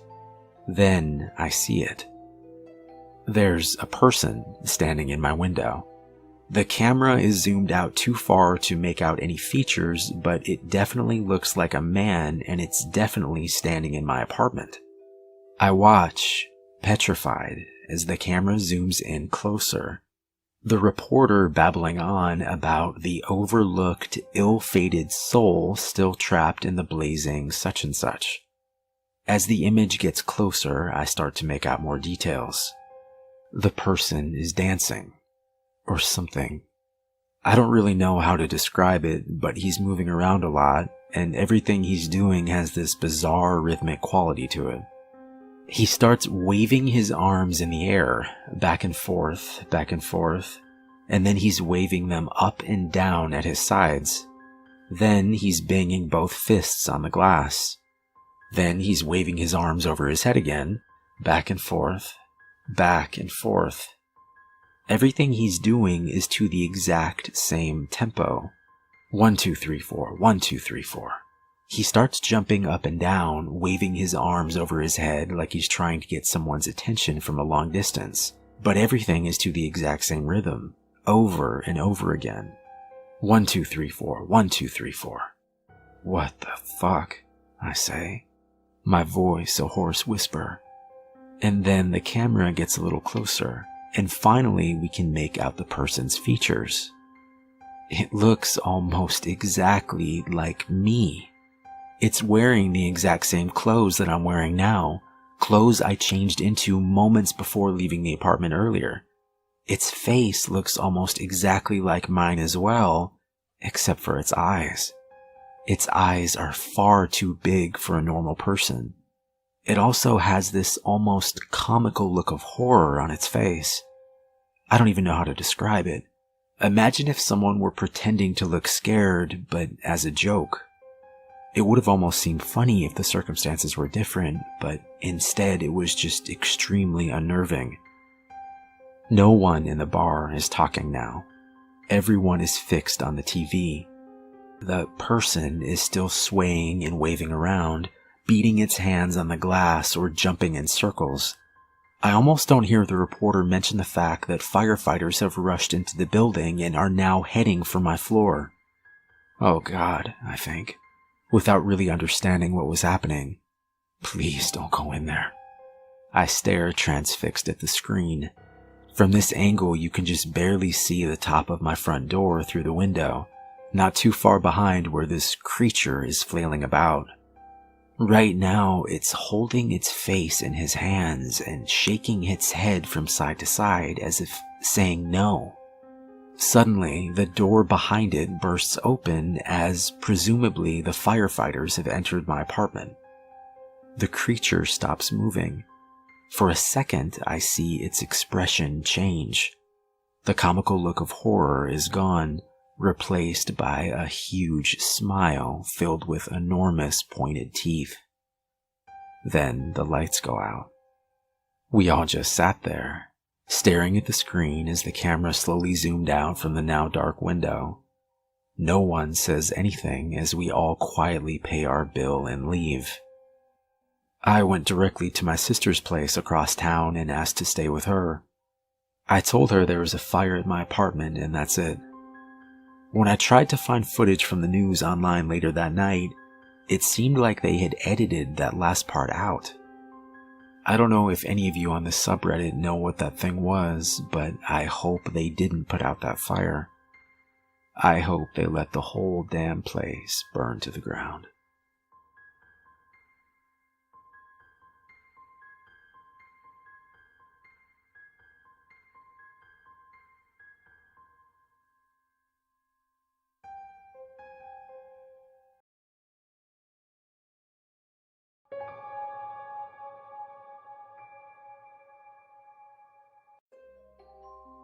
The children in the town knew better than to cross the old bridge in the park, especially during the evening hours on foggy nights.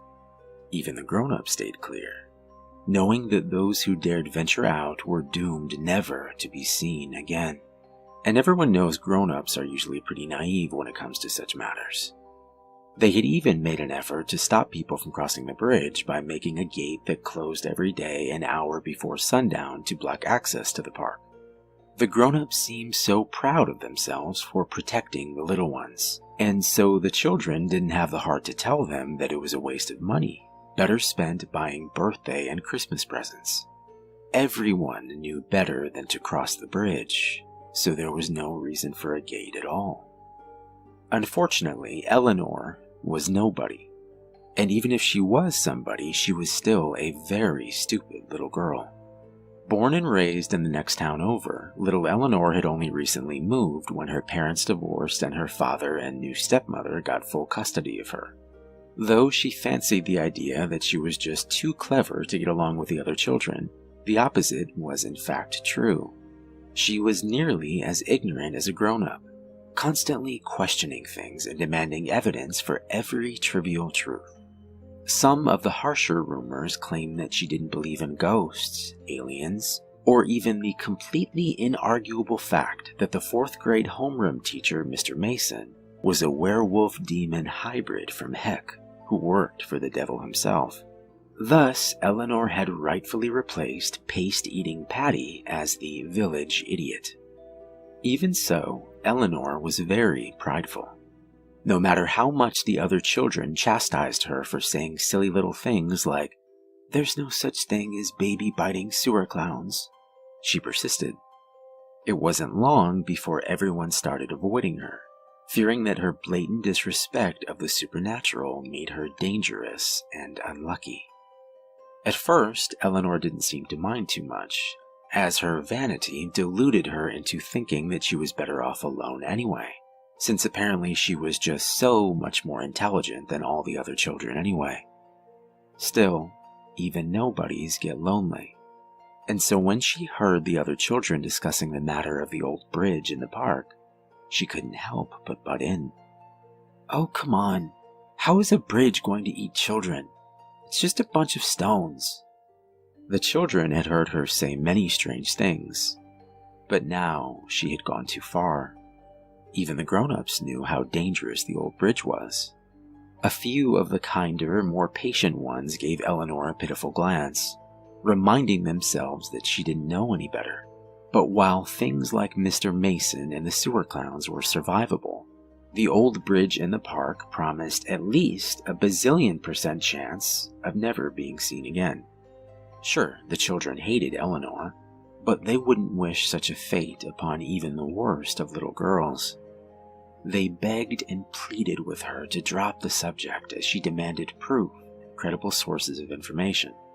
Some were valiant enough to promise to invite Eleanor to their birthday parties if she'd only promise never to cross the bridge. But stubborn little Eleanor wouldn't listen to reason or bribery. She swore to them that she'd prove that the old bridge was nothing to fear using a hand-me-down video camera she'd received on her 9th birthday. "Tonight I'm going to cross the old bridge," she said, "and then you'll see how foolish you all are." There was no way to stop her from killing herself without putting some effort into trying. Distraught, the sweet and generous children decided they'd try and be nice to Eleanor on her last day alive. All except Patty, who wasn't too keen on being the stupidest child in school again. Eleanor didn't appreciate their efforts. That night, Eleanor snuck out of the safety of her home, biked to the park, and struggled over the gate. Tonight was particularly foggy, and it took her longer than expected to get to the old bridge. Apparently, the gate wasn't the only precaution the grown-ups took. They had also changed the paths around, so that the only way to get to the old bridge was by following the winding deer paths through the marshy woods. It was eerily quiet. No owls hooted and no crickets chirped. Any reasonable person would have recognized the silence as an omen of horrible tragedy to come, but not a girl who denied even the existence of moon vampires. Armed only with her reckless self-confidence and a flashlight, Eleanor walked to her own demise. By the time she found the bridge, it was nearly 10:15, widely known in the town to be the most sinister of times. Obviously, this was true. Why else would the grown-ups rush them to their rooms and demand they sleep until the sunrise promised their safety? Eleanor either willingly ignored the time or just didn't know its significance as she turned on the camera. Eleanor gave a cheery smile and said her hellos, almost passing as a normal little girl, until going into a smug little rant about how stupid she thought everyone was, and how she couldn't wait to see the looks on their faces when she proved to them that she was right. She was so self-satisfied that God himself probably considered striking her down with a lightning bolt for being so prideful, but then decided he was better off not wasting his precious time. She lifted her foot to step onto the bridge, but hesitated, as if just for a second the ignorance clouding her mind had cleared. It wasn't too late to turn back. If she chickened out now, the other children would surely only make fun of her cowardice for a few weeks, and as a bonus she'd not suffer what was most likely a horrible death. After an agonizing 12 seconds of thought, Eleanor put her foot down on the stone of the bridge. When she wasn't immediately exploded into confetti or elsewhere injured, she let out a whoop of celebration and started bragging incessantly to her camera. Meanwhile, God was probably reconsidering his leniency. As she walked on, she prattled onto the camera and bragged about how clever she was. All in all, it took nearly 5 minutes of self-righteous babbling before Eleanor realized something was amiss. "This is a very long bridge, isn't it?" Thinking she had misjudged the width of the river, Eleanor peeked over the railing only to see there was nothing below her. "And it's so foggy I can't see a thing. Maybe people have gone missing because they fell off." Despite her efforts to see the river, the fog made it impossible to find it. But it had to be there, right? And so she continued on, every step making her more and more anxious. At this rate, the camera was going to run out of batteries. Any rational person would have turned tail and run screaming like a banshee that had stepped on a Lego. But again, Eleanor hesitated. She checked the time on the watch she had borrowed from her stepmother as if it would tick out. "Nope, everything is perfectly normal. Do carry on," in Morse code. "This must be broken. Surely I've not been walking for a whole 30 minutes. Her panic only rose when she checked to see how long the camera had been recording. Eleanor hadn't pressed the button, and all this time she'd been talking to no one like a complete maniac. Before she had time to swear aloud, her flashlight had the nerve to flicker. Not only had she forgot to record this experience, she'd left her spare batteries at home. Eleanor was in trouble, though she didn't yet realize how much trouble she was in. Even now, she thought the worst that would happen is she'd get lost on the way home without any light to guide her way. Her shoulders slumped, and with a pout, she turned around to head back before her batteries died completely. She felt almost as dumb as she was, wandering into the woods so unprepared. Cockiness killed the cat, Eleanor supposed. Though by killed, she actually meant non-lethally inconvenienced. Maybe she'd try again tomorrow night. It felt like 3 hours passed, but in reality it was closer to 2.5. Eleanor, patron saint of not believing anything without proof, ignored the very real evidence of her stepmother's watch telling her it was nearly 1 in the morning. Unable to control herself anymore, she burst into a sprint and ran as fast as her little legs could carry her, desperate to see the bank of the river. Her flashlight gave out, and so did her confidence. She screamed as loudly as she could and fell into a heap onto the cool stone of the bridge. What was she supposed to do now? Turning back clearly wasn't any good, and seeing as the park was closed, there was no one around to hear her pitiful cries for help. And so, Eleanor gave up. Instead of running around screaming, she opted to just sit there and wait for the sun to come up. Surely it'd be a waste of energy to do anything more. Hours passed by, slower than maple syrup right out of a too-cold fridge. Eleanor did anything she could think of to pass the time, practice multiplication in her head, figure out what she'd tell her father when he found out she'd been out all night wandering the woods. Anything but acknowledge that maybe she'd never get off this bridge alive. Though instead of fearing monsters, she was still afraid of earthly things like dying of wolves or boredom. To prevent at least one of those things, Eleanor put on her camera, for real this time, and began recording her goodbyes. At the very least, she thought she could delete it if everything turned out all right. As if on cue, a light in her peripheral vision caught her attention. She quickly turned the camera off and got to her feet. Was it the sun already? No, it wasn't the right color, and it was too small. Could it be? Like a moth drawn to a bug zapper, Eleanor scrambled to her feet and darted for the light. "Help me!" "Hello?" The light, or more accurately, the ancient old lady holding the light, responded. "Are you lost, little girl?" Eleanor slowed to a quick jog, tears of relief swelling in her eyes. No child in the entire world had ever been more happy to see a weird stranger on a bridge. Yes, oh, thank you so much. I was getting worried that I'd never see anyone again. She couldn't yet see that the old woman had no eyes, or that her right arm appeared to be made of solid gold. She didn't see the many rows of bristle-like teeth, or the fingers that seemed to have twice as many bones as they should have.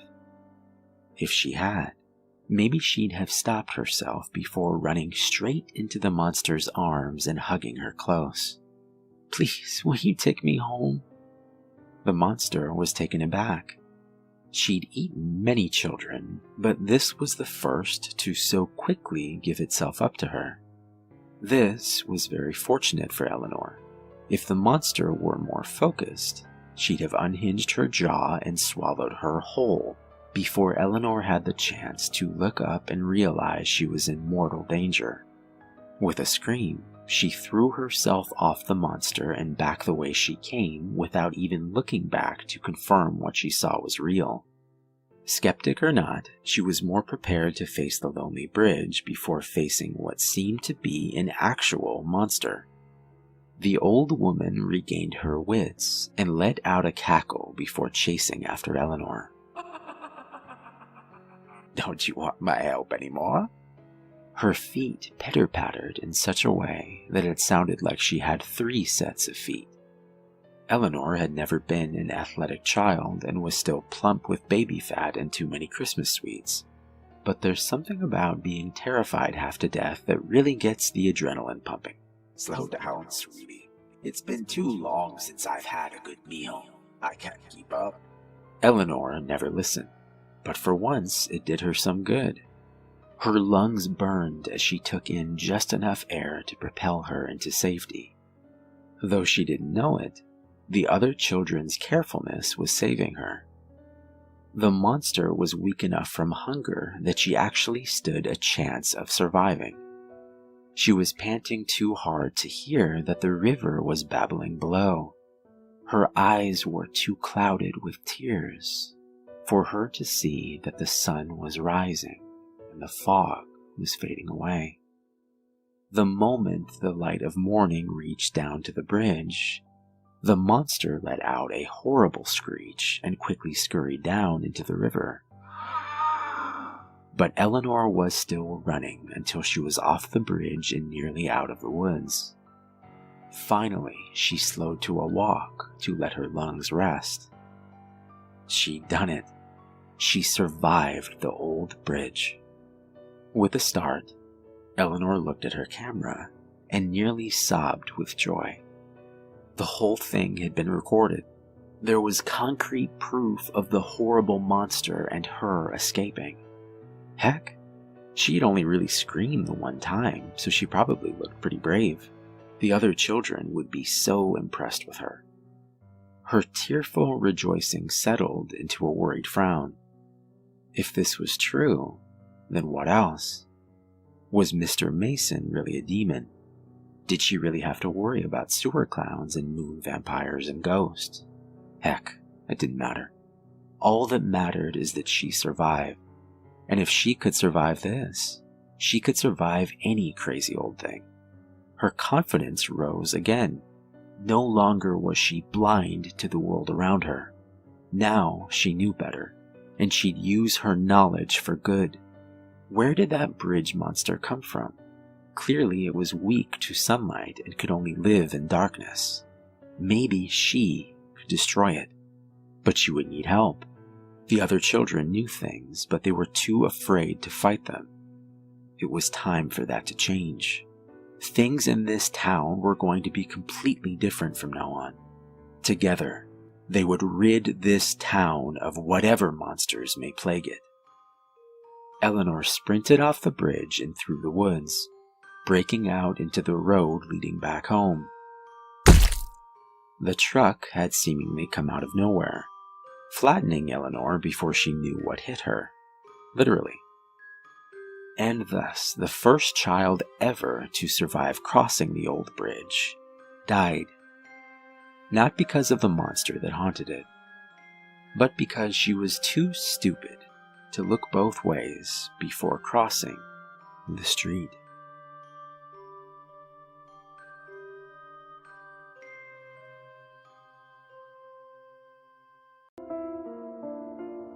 I'm very worried about my son.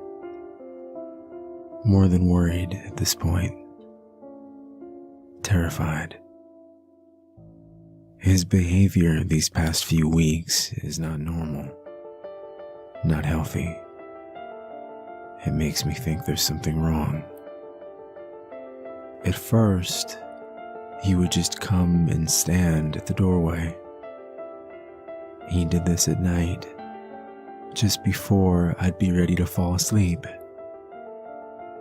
I'd roll over to turn off the lamp, and he'd be standing there in the doorway. I used to try to speak to him. I don't do that anymore. He never has answered me.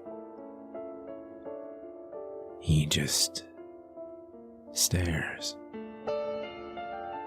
A couple of days ago, he graduated from standing in the doorway to coming in and sitting on the bed. He still doesn't speak. I have asked him what he wants. I've asked him if anything is bothering him. It's not like him to be so quiet. He usually waits until my wife is asleep. That's the part that gets me. She always falls asleep before me, and he has never come in when she's awake. But then, she didn't have a hand in this. If something doesn't change soon, I don't know what I'm gonna do. I'm starting to think that he knows that I'm the one who killed him.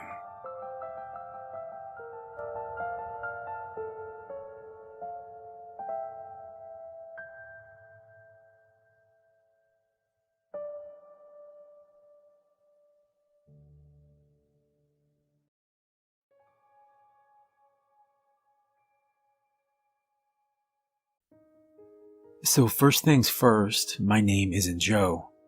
I'll get to that. 2 days ago, I moved into an old Victorian house on the edge of the city. I had gotten an amazing deal due to some type of death having occurred here recently. The realtor didn't want to go into details, but I was fine with that. I wasn't a superstitious man. That might be changing. The house has been great, except for the fact that the lights will flicker from time to time. Last night, they went out completely. I grabbed a flashlight and headed down to the basement. I had been in such a rush to purchase the home at a great price that I realized I didn't even know where the fuse box was. Scanning the basement, I found no sign of it. Then I noticed a wooden closet I hadn't seen before.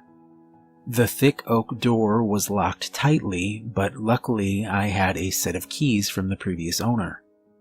After trying a handful of them, the right key clicked into place and I was in business. Opening the door, I saw the fuse box on the wall above an old table. I tried different switches and then suddenly the power came back on. When I pulled the old chain that worked the light bulb above me, what was on the table came into view. It was crowded, but one thing stood out. A dusty Pikachu doll sat staring at me. As I took a step closer, I also noticed a series of papers next to it. Chuckling, I wondered if the previous owners had forgotten the little fella. I wasn't one for Pokemon, but I'll admit this thing and the smile on its face were adorable. Now, this is where things get interesting. As I picked up the series of papers next to the doll, I started to realize that they were letters from the previous owner. What follows is an account of those letters. I'll let you decide what to believe. My name is Joe, and I am a doll. It wasn't always like this. I had a life once. I had a middling attractive, somewhat loving wife. I had 2 children, a boy and a girl. They were pretty good despite the fact that they never cleaned up their toys, shoveled the driveway when it snowed, or held the door for old ladies. Kids, right? You get my point though, I haven't always been a doll. I don't remember how I died, but I'm pretty sure someone killed me. After death, not everyone can recall their last moments alive. I'm not sure what happened, but I do remember when my heart stopped beating. I was living life to the fullest one moment, then the next, my soul was floating around, bumping into everything in the room. Would you even call it a soul? I don't know the correct terminology, but whatever I was weightless and floating. Floating.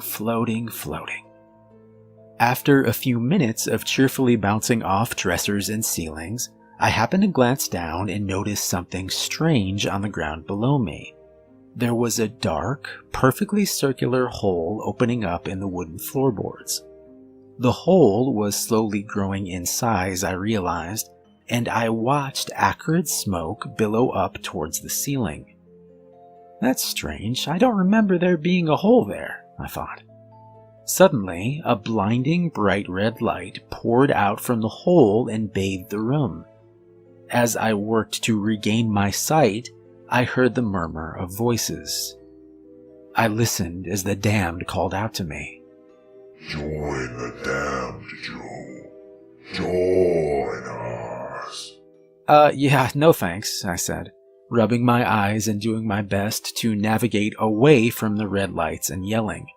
I've never liked loud noises, especially when they are associated with the screams of the damned. So anyway, at the same time all of this was happening, another strange sight was unfolding as well.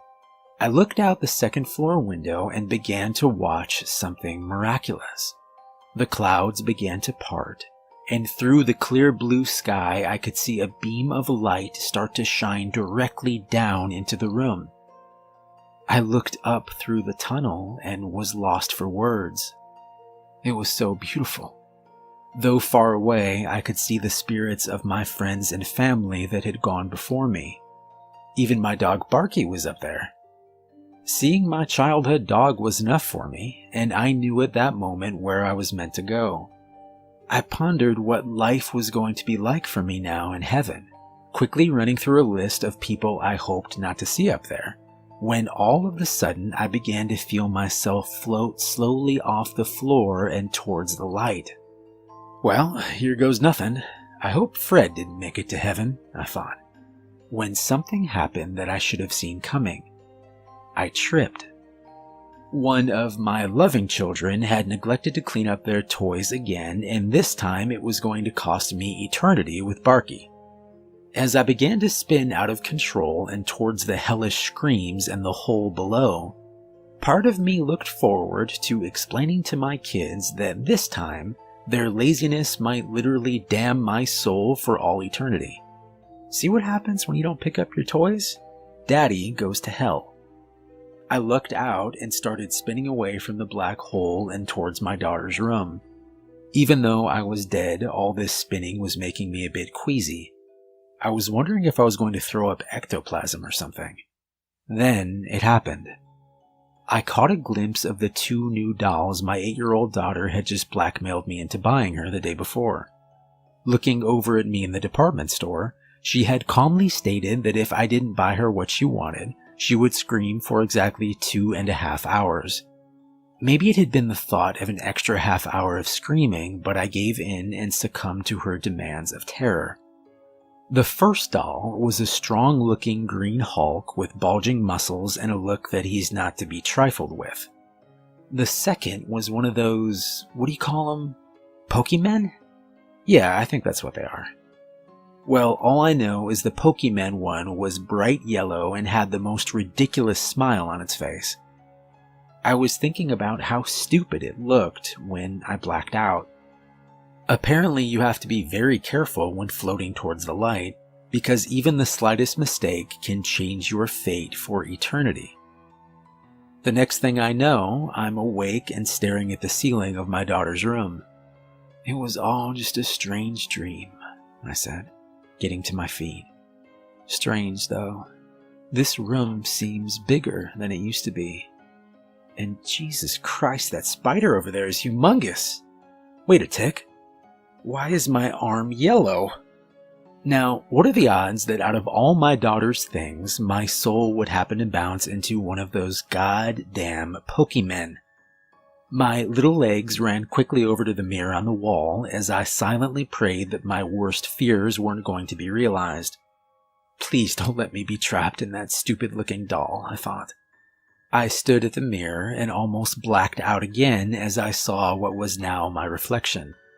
To think, 2 hours ago I'd been drinking a beer and living life to the fullest, and now I was a yellow Pokemon doll with a ridiculous smile forever on its stupid-looking face. Maybe hell wouldn't have been so bad. The voices had sounded friendly at least. Well, I spent the first few hours beginning to come to grips with my new situation. I could move around freely, although I had roughly the agility of a teddy bear.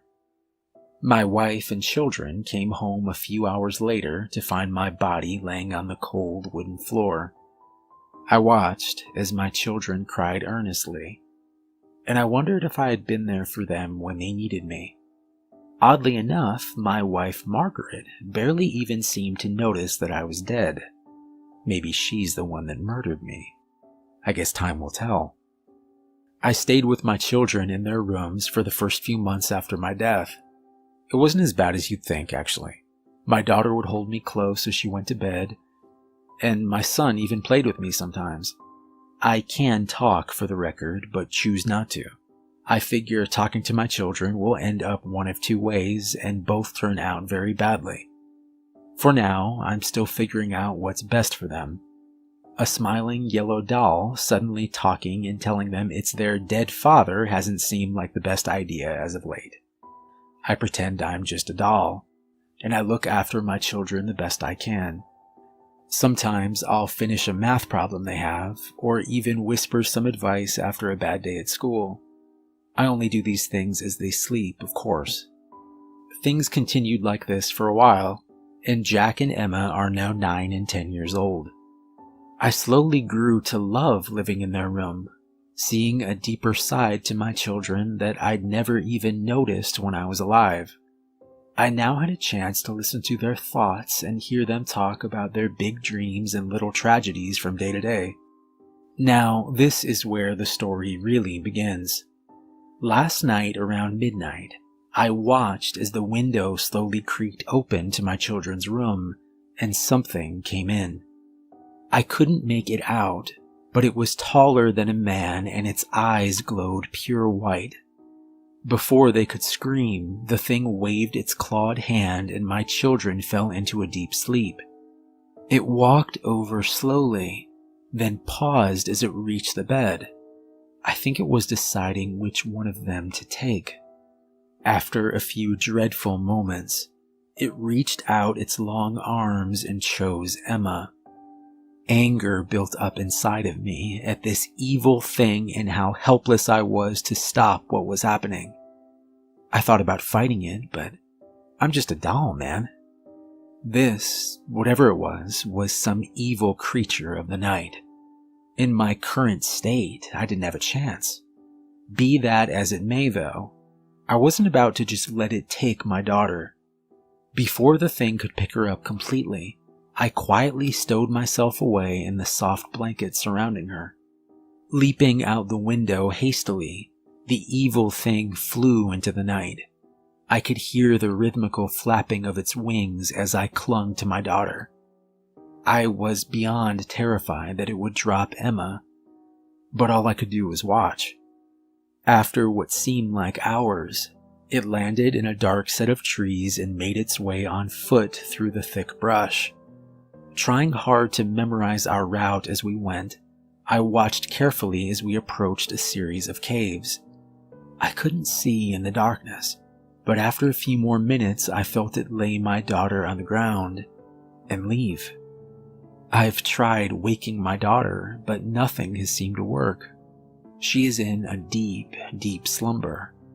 I don't know when the spell is going to wear off, and I don't know what it wants, but I don't want to wait around here and find out. Even though I'm just a doll now, Emma is still my daughter. I'm going to save her somehow. I have to try. After a short while of thinking, I knew there was no way around it. I was going to have to speak to her. Maybe then she'd wake up. If it worked, it was going to be interesting trying to explain things to her. I took a deep breath into my little tiny lungs, got closer, and screamed as loudly as I could into her left ear. Probably not the best idea. Emma screamed louder than any little girl has ever screamed, jumping up and curling herself against the wall. Emma, it's me. It's Dad," I said. After a moment, I could hear her words reach out to me in the darkness. Dad? Yes, honey, it's me.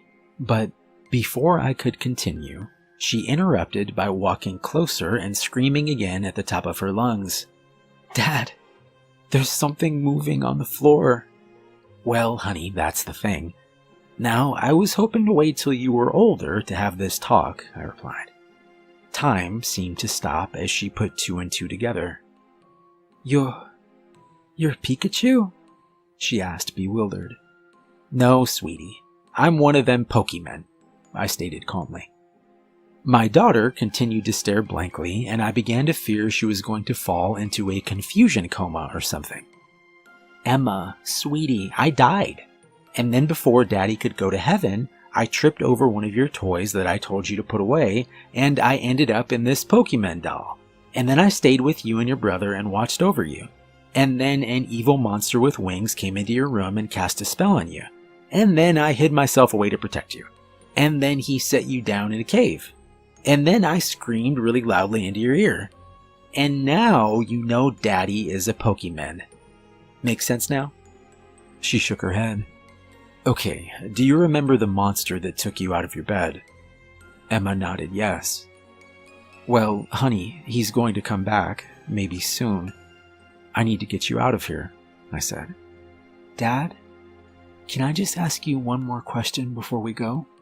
I nodded. "Why didn't you ever tell me?" My heart sank.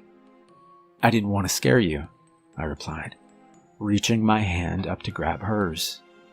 I watched as my daughter thought it over and then took my hand. Maybe something told her it was me after all.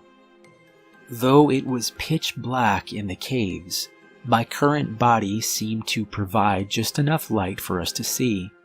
We silently made our way through what seemed like a labyrinth, hoping that we hadn't made too much noise earlier. Maybe the thing hadn't hurt us after all. I could feel the light breeze of the wind up against me, and I think we were almost near the surface when we heard something. It sounded like the soft crying of a child, maybe a boy. I wanted to keep going, but I felt my daughter tug on my hand. "No, Dad, we have to go help whoever it is. We can't leave them down here," she whispered. As I stared up at my daughter, I realized she was a far better person than I was. I knew the crying might be a trick, but I also saw courage and determination in her eyes. I would try not to let her down this time. "Okay, honey, but let's be careful. It might be a trick," I said. As we followed the sound of the child, suddenly a large cavern opened up in front of us. Under any other circumstance, the sight would have been breathtaking. The walls and ceiling all around us were covered with some type of crystals. Every color you could imagine shone and blazed forth. It was beautiful, but we had no time to stop and stare. Had the crystals not lit the cavern, the next step would have been our last. The vast room in front of us had no bottom. A narrow bridge made out of the crystals seemed to almost float from our feet to the other side of the cavern. The boy was at the end of the bridge. His crying had stopped as he'd seen us approach, and now the three of us stared at each other. I would never have let my daughter cross something so dangerous, but before I could tell her to stay put, she was halfway across and headed towards the young boy. Pushing my fear of bottomless caverns aside, I rushed to catch up to her as we stood together in front of the boy. His hands and feet were bound, As we fumbled with the ropes, he spoke. "Who are you guys?" he asked. My daughter answered back.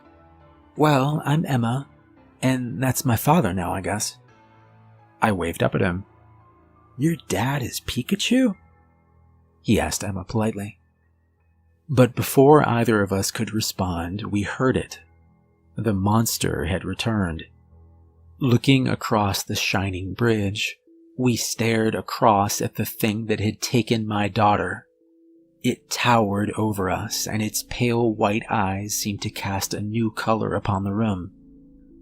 I put myself in between the children and onto the bridge. "Stay back. Maybe I can distract it while the two of you run past," I said. I watched as the thing unfolded its wings and began to smile. A row of red teeth, far too large for its mouth, were illuminated now, and I knew there was no way we could get past the creature. Then, suddenly, I heard the soft voice of my daughter behind me.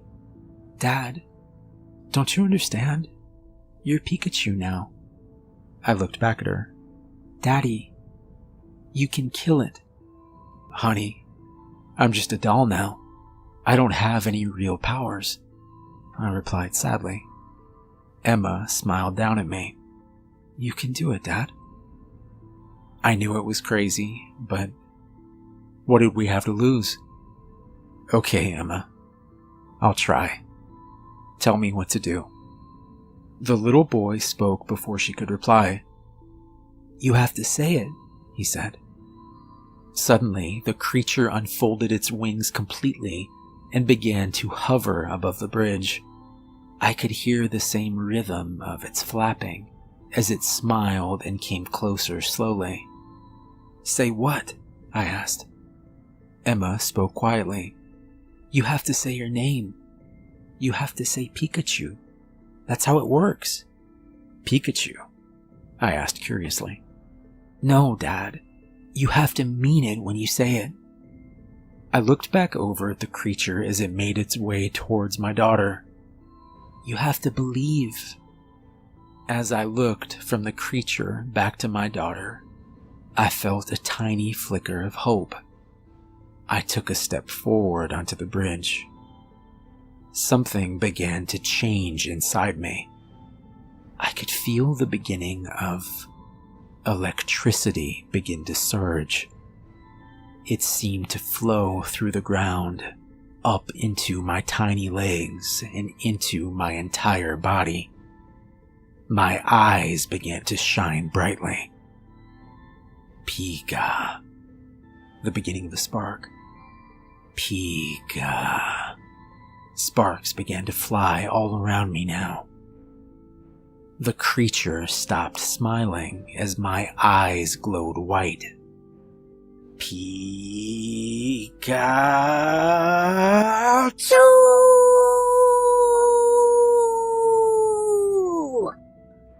For a moment, I really was Pikachu. Thunder shook the cavern around us and fell down onto the creature. It cried out in agony as electricity made its way through the thing's body, and then it fell. It fell far into the endless cavern below.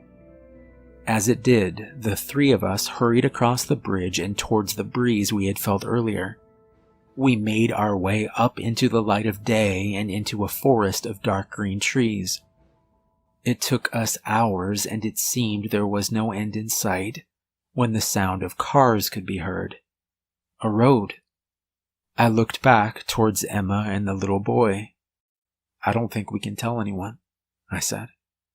Emma stared down at me. "What should we say?" she asked. I thought for a moment. "Tell them the truth about being taken, but never tell anyone about the creature you two saw. Tell them a man kidnapped you, and you never got a good look at him." The two children nodded back at me as the three of us stood together one last time. I reached up to Emma as she took me in her arms. We stepped back into civilization. It turns out that the little boy happened to live a few streets over, and the two of them became close friends. I was glad my daughter had someone else who knew what happened. We returned home, and I continued to watch over my son and daughter. The only one Emma ever told the truth to was her brother, who actually took me being a Pokemon rather well. Things went like that for a while, and then I started to notice a change in myself. Each passing week had made my body weaker, and I began to understand that I was dying. First, it became harder to walk. Emma was creative, and she gave me a large candy cane from the Christmas tree so that I could balance better. It helped for a little while. Then it became harder for me to speak. I wouldn't be able to talk for days at a time, and I was unsure when I would lose the ability completely. One night, I sat my children down on their beds. I don't know how much longer I'm going to be here. I'm so sorry I wasn't a better father. Don't be sorry, Dad. You saved me, Emma said, fighting back tears and forcing a smile. I could feel the beginning of tears myself as I asked the two of them to help me to a small table. That was the last night we spent together, laughing and playing cards like a family. After the two of them fell asleep, I sat down at the tiny desk and thought about all that had happened. Then the lamp went out. We had been having problems with the electricity ever since we got back home. I didn't want to wake the two of them. They needed a rest. I grabbed my candy cane and headed down the stairs, slowly sliding down them one by one. I continued down the basement steps until I found the closet where the fuse box was. Pushing a small stepladder over, I was almost to the top when I felt myself slip and fall into a cardboard box that was wedged out of sight. Hours passed, and then days. The fall from the ladder had taken what was left of my strength, and I could no longer walk or speak. The hardest thing I've ever been through was hearing my daughter and son cry the next few weeks as they looked desperately for me every night, as they searched for their father. But they never found me. After a few weeks of searching, their mother must have decided that they would no longer be able to live in this house. Maybe she thought that the memory of their father passing away here was just too much for them. The house grew quieter. I don't hear any of them anymore. Time continued like it always does, and one night during a storm, I began to feel myself fade away. I could sense myself floating up like I had before, and things happened the same way. A bright tunnel of light shone through the wall and up into the sky, and a sense of peace made its way through the room. But this time, there was no black hole under me and no bright red light. No screams of the damned could be heard. There was just the light. My soul made its way upwards, and I was just about to enter the tunnel when something unexpected happened. I bounced off an old water pipe. Not again.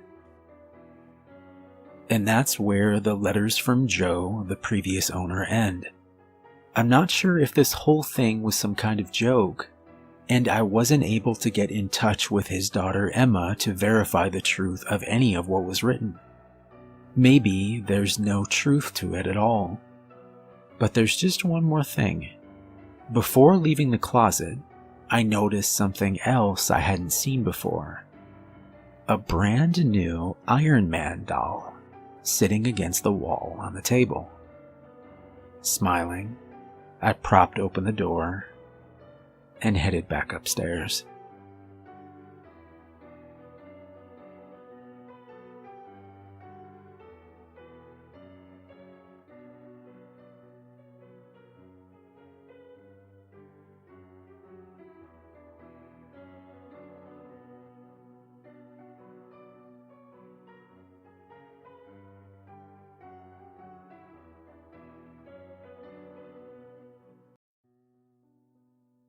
My girlfriend had been the first to see it, while I had been the first to see her.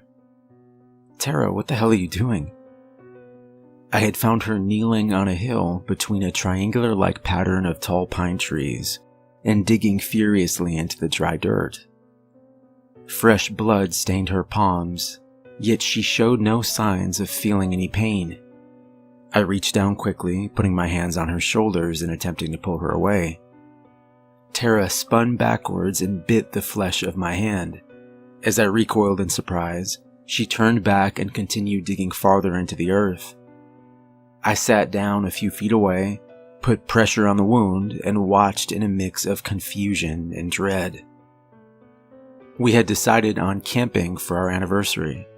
The two of us were experts, not to be arrogant, but it's the truth, and I knew that we would be able to get ourselves out of any situation two campers could find themselves in.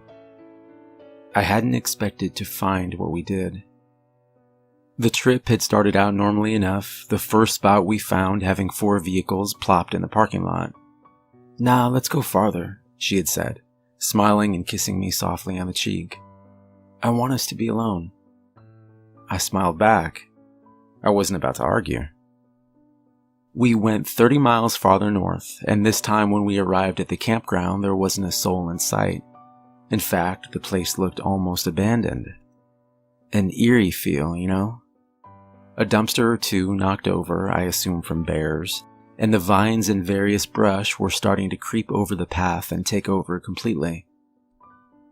We walked for 3 hours, stopping occasionally to kiss, and always joking about school. "When you graduate." "You mean if you graduate," Tara had said. I flashed her a sarcastic look, but couldn't hold back a smile. As the sun was starting to retreat behind the steady backdrop of mountains surrounding us, we had seen the shape of a snake slither off the side of the path. Tara screamed, running a few yards in the opposite direction. She was as brave a soul as I had ever met, but snakes were just not her thing. I called back over to her. "Hey, you should have said, why'd it have to be snakes?" I shrugged. She didn't get the reference. Chuckling, I followed the yellow outline closely through the rocks and down onto a cool creek of the clearest water I'd ever seen, or at least I can remember seeing. Personally, I love snakes. After a minute or so went by and no sign of Tara, I looked down at my new friend. "Well, it's been fun, but the most beautiful girl in the world says we aren't getting married if I have a snake for a pet." Mr. Snake and I shared a moment as I whispered down towards him. "I just want you to know you would have been my first choice."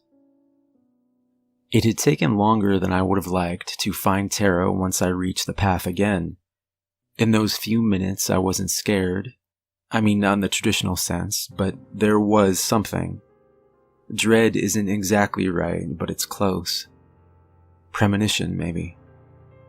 That's when I saw her digging furiously between the pine trees, blood starting to cake with the dirt along her arms. She had bitten me, and I watched in horror as she continued. Jesus. Why didn't I get up to stop her? A last ray of sunlight found its way through a maze of tall pines and fell onto the black outline. It reflected back up into Tara's eyes, and she immediately began to cry as she fell backwards onto the ground behind her. Finally snapping out of it and holding her tightly in my arms, I helped Tara walk a few yards away and sit up on a log nearby, and then turned my head back towards the black object in the ground. I somehow knew what had to be done.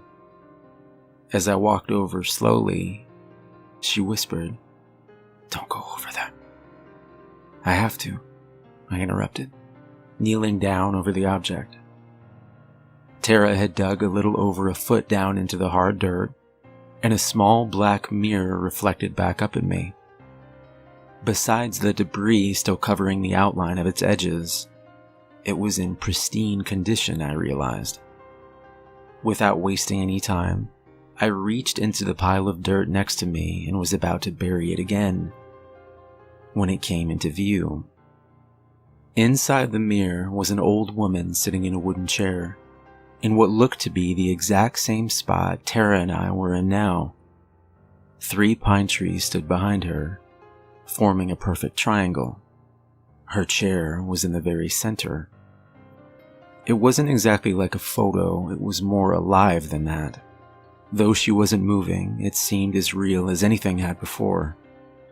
I was so focused now on the woman that I had forgotten to apply pressure to my hand where Tara had bit me earlier. A single drop of blood slid down my arm and fell down with a plop onto the perfect black glass of the mirror. I watched as the old woman opened her eyes and looked up at me. "Oh my God. What is it, Jason?" Tara asked, not really wanting to hear the answer.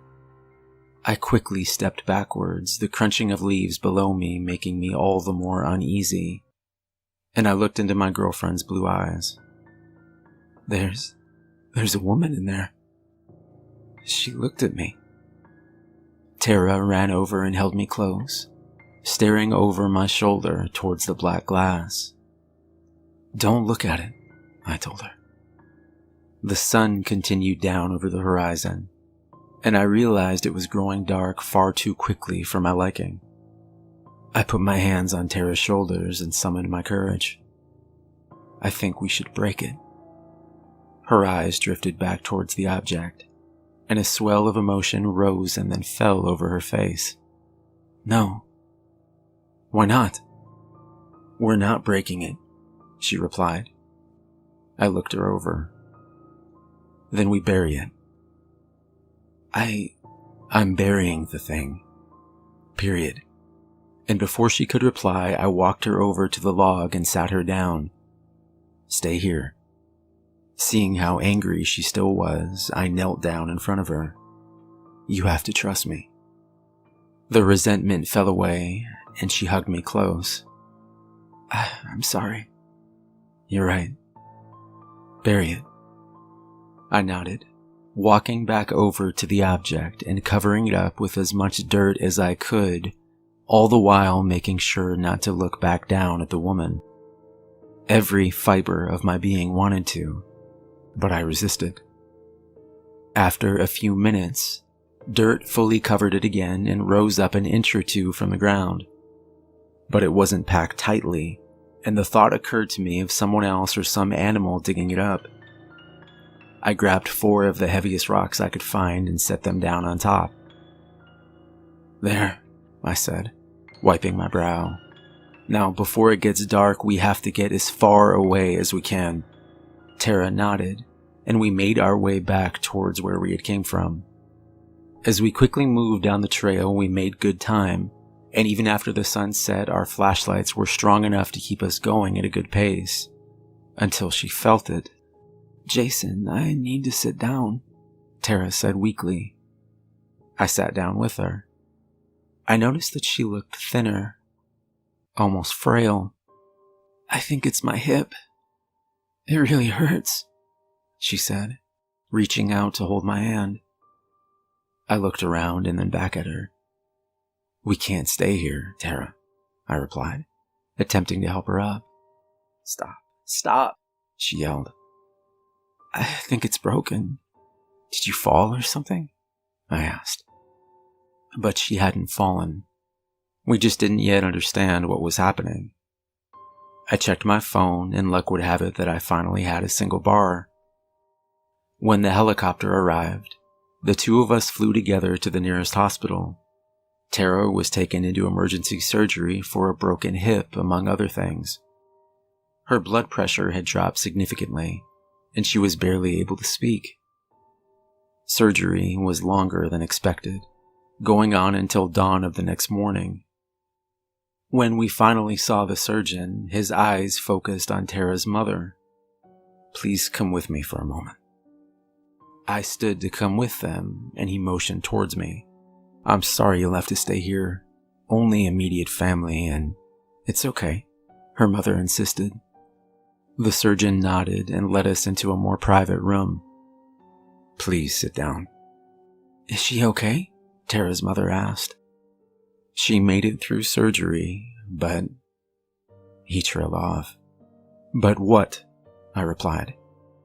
He swallowed nervously, and his eyes drifted down and onto the wooden desk in front of him. I've never had an operation like this before." He took a deep breath.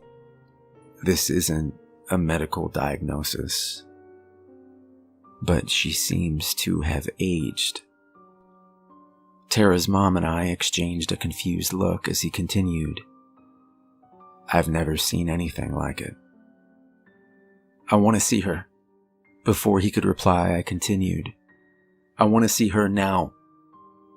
He nodded, and after a moment he rose and led us to the room she had been given. Tara's mother fell back against the wall and began to scream as she saw her daughter's body. My girlfriend looked over at us, her face withered and something beyond frail. She looked to have aged 100 years or more. I rushed over, pushed away the shock the best I could, and held her hand. "What's happening, Jason?" she asked weakly. It's been 5 days since that night, and Tara is still alive for now. I've wanted to talk to her. I've wanted to go over the plan I have, but she's only awake for a few minutes at a time before fatigue takes over and she falls into a deep sleep. I think that I have to go back. I think I have to go back to those hills and those pine trees. I think I have to dig it up again. This time when I see it, I'm gonna break it. Sometimes when I sit at night in my girlfriend's room and drift off to sleep, I can see that old woman inside the black glass staring back at me. I tell myself that I'm imagining it. I tell myself that it's only a dream. There is something that haunts me, though. When I close my eyes and see her, the old woman staring back at me isn't old at all anymore. She's young.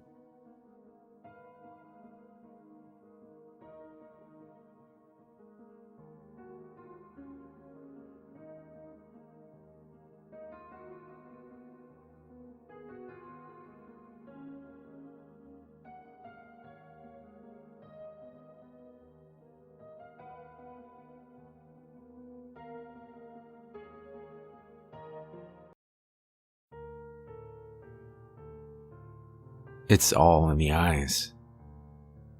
Unknown. It started with small things. Inside jokes between us I'd find her not remembering. Events from a few years ago she would get wrong, though not entirely. I think her laugh was even different. "Lana, remember when Strider fell into the lake?" There was a pause and then she laughed. "He was so clumsy," she replied jokingly. But as I remembered back, she had been terrified when our German Shepherd had haphazardly slid off the smooth rock and into the cool waters of Lake Erie in November.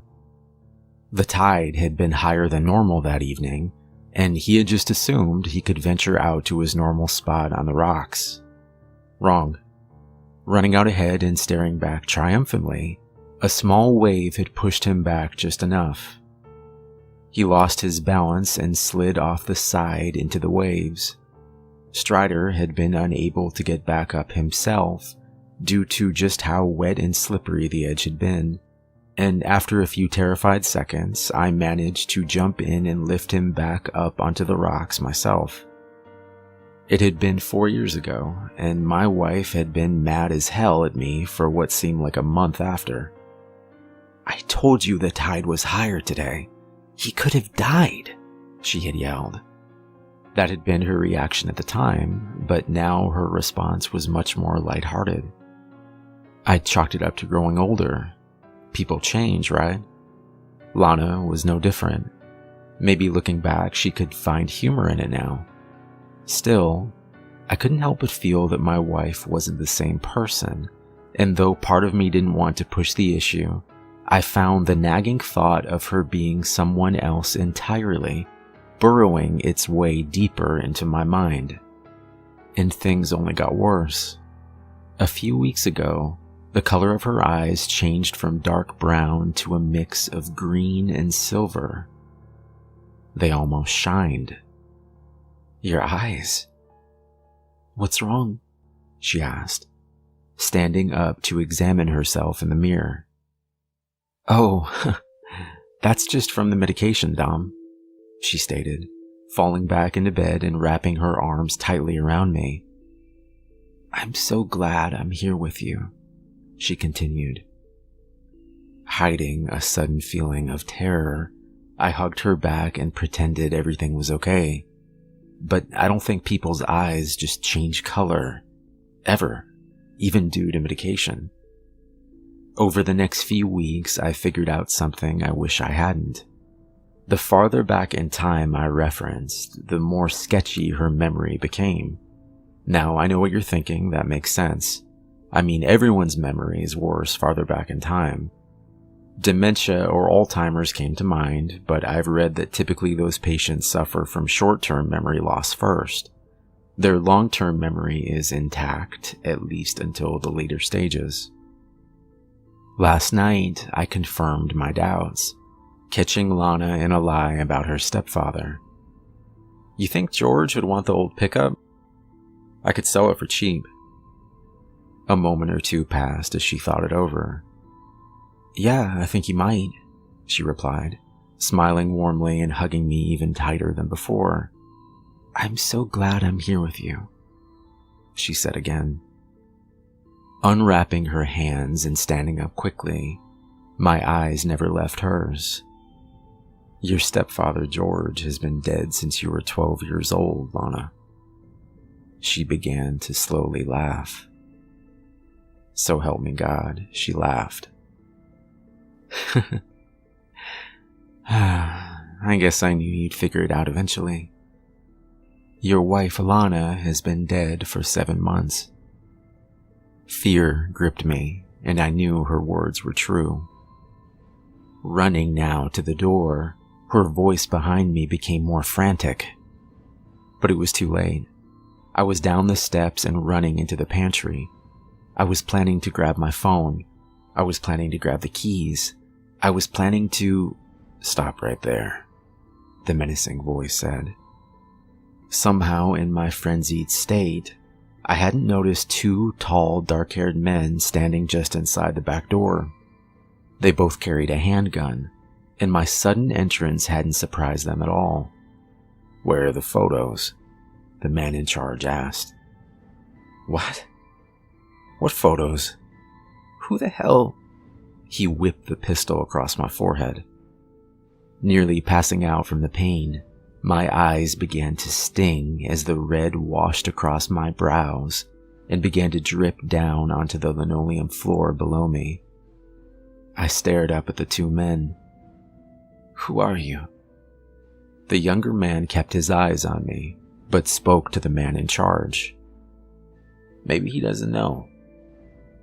I could only stare up in confusion as the 2 men discussed what to do next, then continued. A few months ago, your wife saw something she shouldn't have. She must have told you. The man in charge examined my face.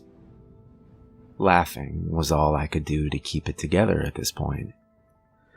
I don't know what the fuck you're talking about. His eyes became more serious as he walked over and set the tip of the gun against my temple. We want the photos. I don't have your photos. An idea occurred to me. Maybe you should ask my wife. The tall man grinned. We did ask her, he replied with a hint of satisfaction. Right before we buried her. A moment passed between us, and the younger man pointed the gun back towards me. He doesn't know anything. Let's kill him. We can search the house after. No, the tall man interrupted. Too loud. Use a blade, he said calmly, handing his partner the largest of knives from the rack hanging above the kitchen island. But before he could step forward to finish the job, the younger man dropped the knife and began to scream like a child. The once dark kitchen was now filled with a blinding silver, and something behind me began to growl. The two men's faces quickly started to burn the color silver, their screams echoing throughout the house. "Shoot her!" one of them yelled as red-hot silver began to drip from his cheeks. A hail of bullets flew across and towards the figure behind me. And then the scream stopped. The only remainder of the men being two distinct piles of pure silver. The nauseating fumes nearly caused me to pass out, but somehow I managed to stand. Using what was left of my strength, I walked over and sat down next to the body of my wife Lana. At least one of the bullets had lodged into her chest. She was still breathing. Looking into the silver eyes that had once seemed cold, I now saw a warmth and love in them. Holding her hand, I had to ask, "Who are you?" There was sadness then. "Don't you remember? I'm your guardian angel." Putting pressure on the wound, I could feel the beginning of tears as the soft words filled the air, and the silver glow in her eyes began to dim. It was so nice being here with you.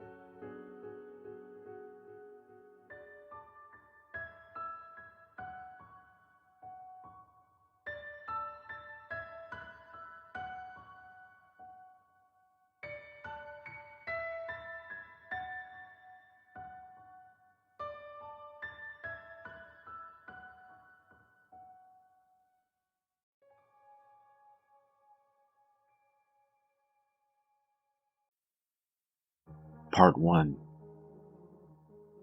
4 years ago, Julia Gray was murdered. They never found her body. I was new to the Bay Area when she went missing, just having moved from New York.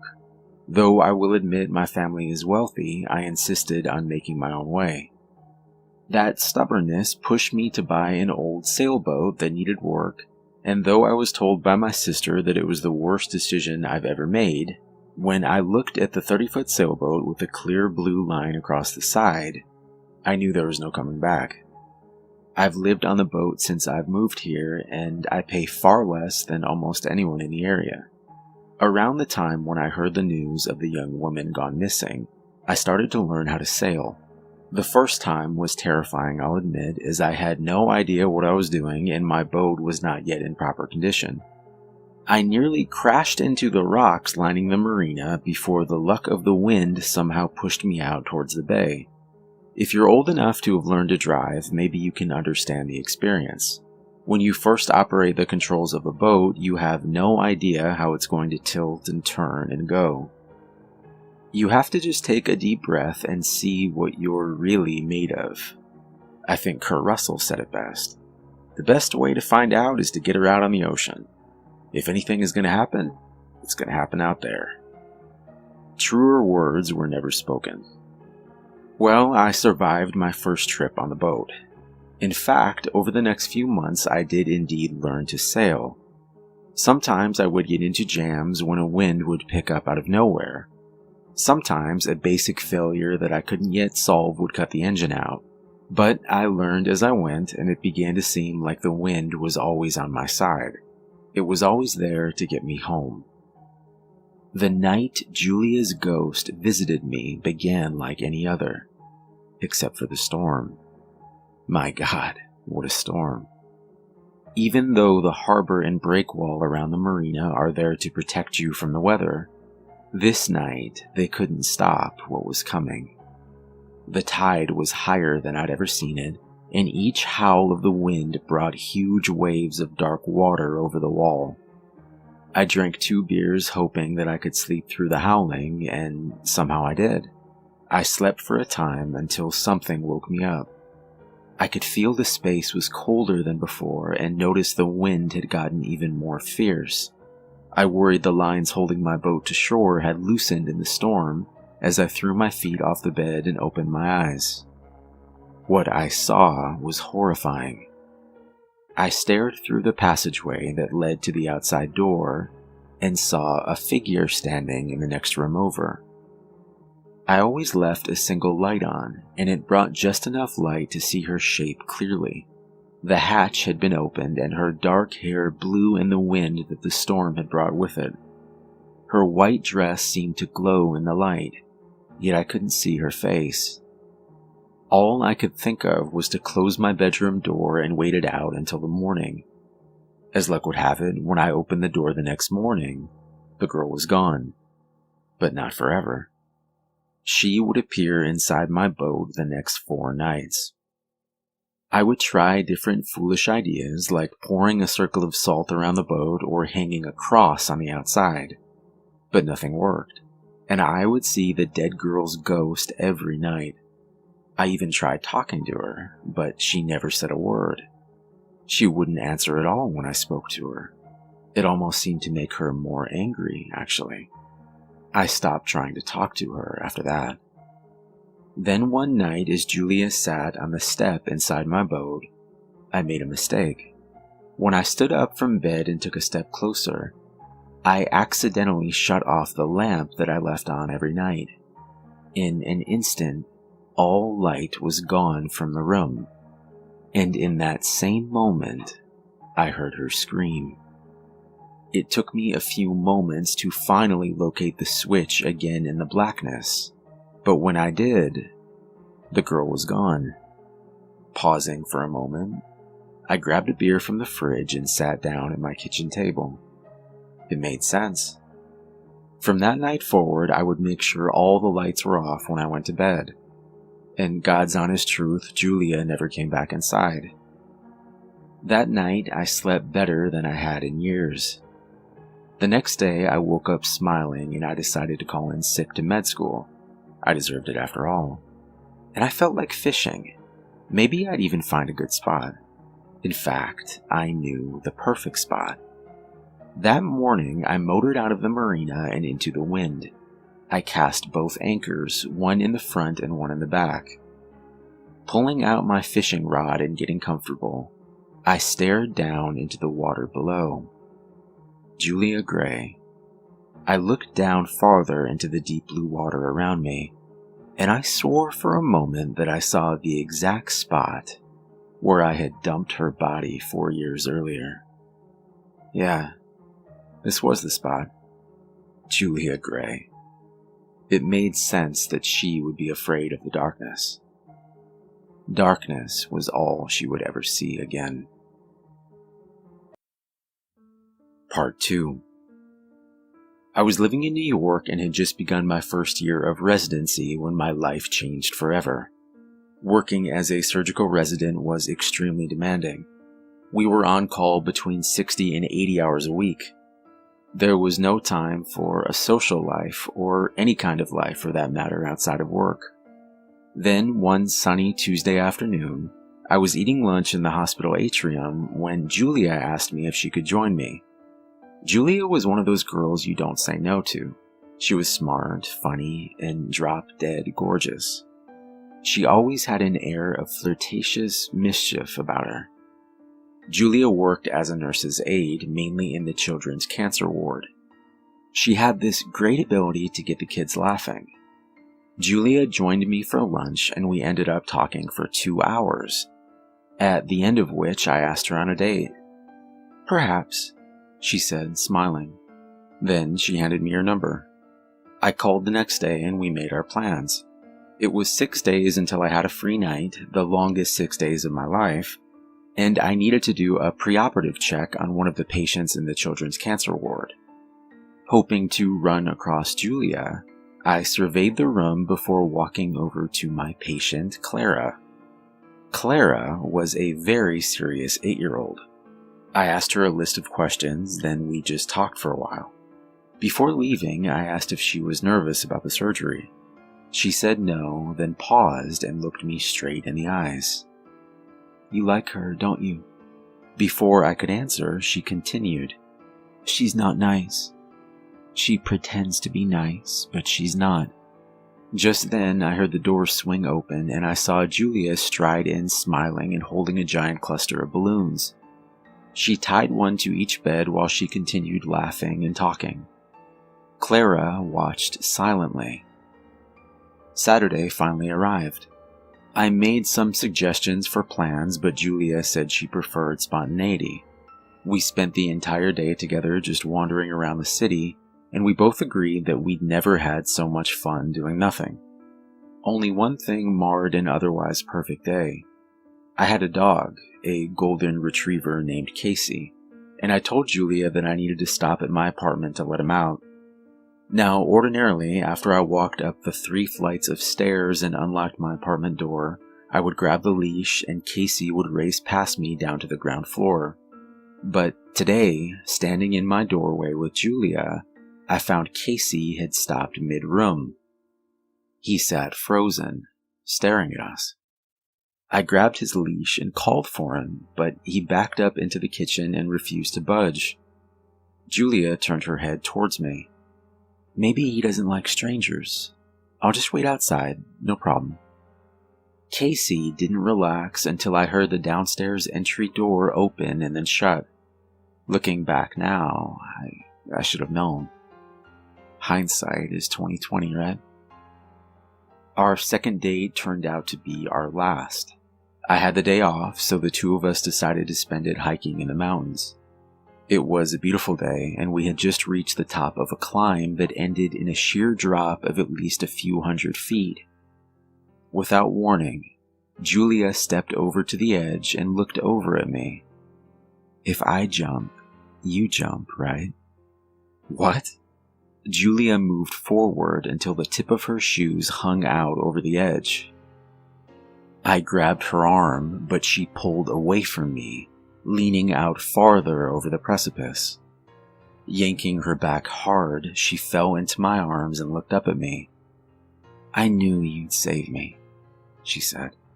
"What the hell was that?" I said, grabbing her arm and pulling her back down the path until we were far away from the edge. We barely spoke on the hike back down, and we drove back to her apartment in silence. Before going in, she looked at me seriously. "You know we're meant to be together, right?" "Julia, we hardly know each other," I replied. Slamming the car door, she walked into her house, not looking back. I had a very busy schedule and didn't see Julia again the rest of the week. Saturday night, arriving home from the late shift, I found a package waiting for me on my doorstep. The return address was from my mom. I took Casey for a quick walk, then had some dinner before sitting down to open the box. Smiling, I pulled out a squeaky toy in the shape of a squirrel and a rawhide dog bone. "It's for you, bud," I said, setting the box on the floor.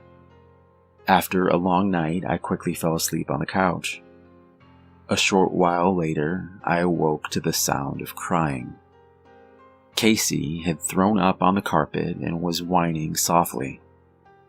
I spent several minutes trying to calm him down, but his cries grew louder and more urgent. I carried him to the car and drove to the animal hospital. 2 hours later, he was dead. My mom hadn't sent any package, nor had my father or sister, and I had what was left of the rawhide bone tested for toxins. The test came back positive for rat poison. I didn't say a word the next day when I went into work at the hospital, just wanting to be left alone. I had my suspicions of who did it, but I needed more evidence. Before I could gather any, I was called into my superior's office. "Sit down, please. I think you know why we called you in here." "Actually, sir, I have no idea," I replied softly. "Well, this morning one of the other workers filed a harassment charge against you. They said you assaulted them." I couldn't believe what I was hearing. "I'm sorry, but we're going to have to suspend you until we finish the investigation." In a state of shock, I emptied my locker and headed down the hall. As I made my way towards the exit, I saw Julia. The entire left side of her face was covered in dark bruises. As I left the building, she gave me a smile. If this was the last thing that happened, maybe I could have found a way to go on with my life. But Julia wasn't finished with me yet. Part 3. Some people need to be killed, but make sure you plan carefully, or they might get you first. And make sure there are no witnesses.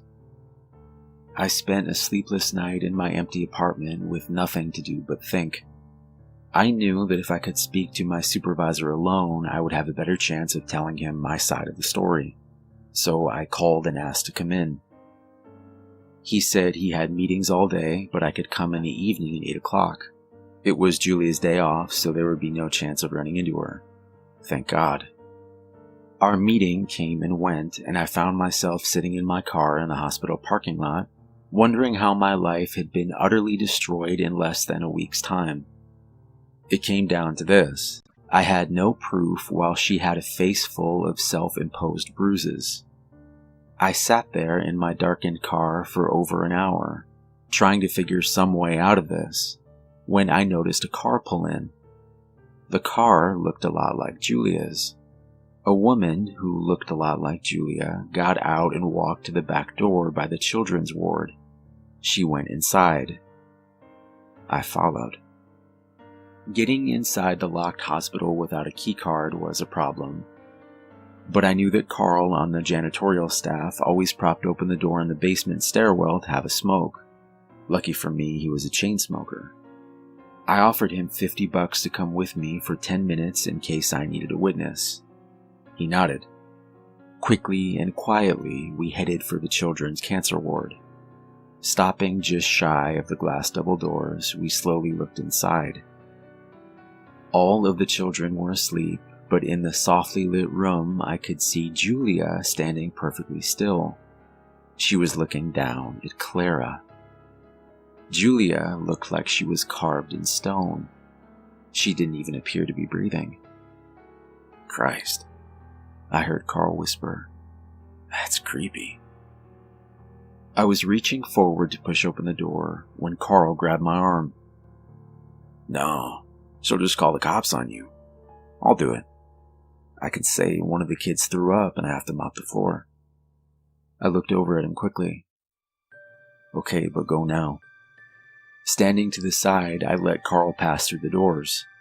As they spoke, I could hear Julia heading towards me, so I ducked into the closet across the hall. I listened as the soft clicking of her heels headed towards the exit and outside. Once she was out, I exited the closet and walked back into the children's ward. "Carl, can you post yourself outside the door tonight? Clara's mom gets here every morning at 7 a.m., so she'll be safe after that." "But what about tomorrow night?" Carl asked worriedly. "I think we should be okay after tomorrow. I have an idea." After saving Carl's number to my phone, I woke up Clara. I told her to tell her mom how she felt around Julia, and I asked her not to mention me. Then I left the hospital. On my way home, I stopped at a chain store and purchased a burner phone. I used it to leave an anonymous message for Clara's mom. In the message, I said that I had seen Julia, one of the nurse's aides, acting strangely around Clara. I said that she should transfer Clara to another hospital as soon as possible. I said that I feared for her safety. Carl called me the next evening. He said Clara had left the hospital with her mother by her side. Mission accomplished. Now I could concentrate on my own problems. I waited for my informal hearing, and eventually the charges against me were dropped. But I didn't want to stay in the area.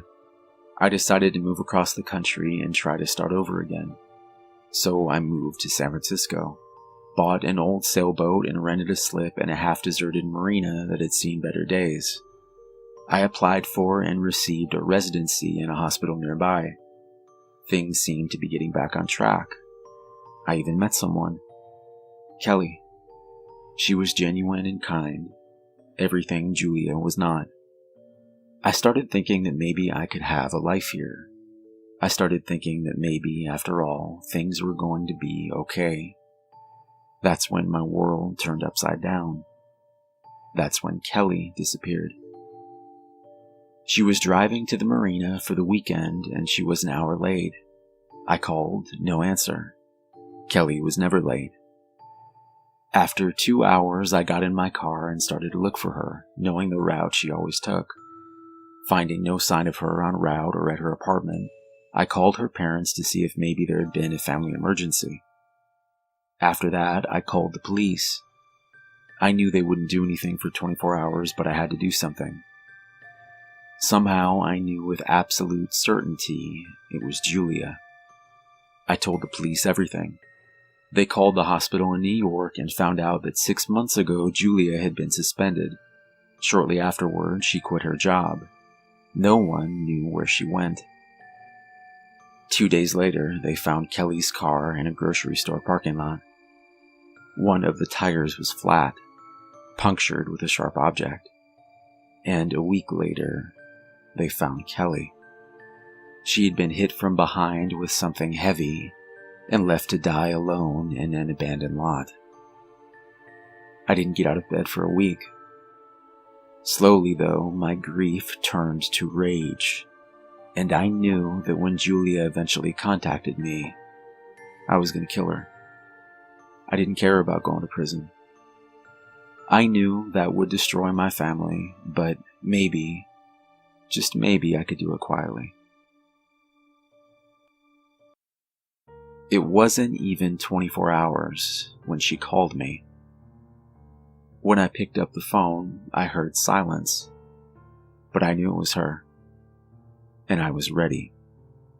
Julia, now I understand that we're meant to be together. After 30 seconds or so, I heard her speak. "Do you mean that, Scott?" I smiled. "I do." "This isn't some kind of trick, is it?" she asked quietly. "No trick. I don't want to be alone anymore, and I need to see you." "But I'm already here," she replied calmly. Surprised, I looked up towards the gate to the marina and saw Julia standing with a phone to her ear on the other side. I hadn't expected her this soon. Pausing, then walking over quickly, I opened the gate as we both stood in front of each other. Then she threw her arms around me and I pulled her close. That night we sailed out into the Delta, dropped anchor, and cooked dinner together. We were going to have a fillet with potatoes and red wine. Everything had to be perfect for our first night back together. We sat down on the deck of the boat, and she took my hand in hers. "I'm so glad you came to your senses," Julia said, kissing me. We watched the sun as it fell down slowly behind the mountains. The water was almost dark now as I poured us both a glass of red wine.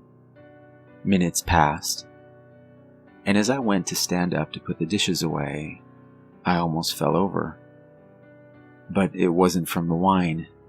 I had only had one glass. She had drugged me, I realized, as I lost my balance and fell back onto the deck. "I'm sorry, Scott. It's just, I can't believe you anymore. I promise I'll make it quick." I stared up at Julia. She had beaten me. Or so she thought. Before I passed out, I managed to say one last thing. "Hey, Julia. Did you really think you could kill my girlfriend and my dog, and I was just gonna let it go?" Before I passed out, I watched as a look of betrayal and surprise fell across her face. Julia slumped forward and slid to the floor. Darkness fell over me. When I awoke, I was greeted to the image of Julia trying to drag herself towards the knife rack inside my boat. I was groggy still, but I was in a stronger state than she was.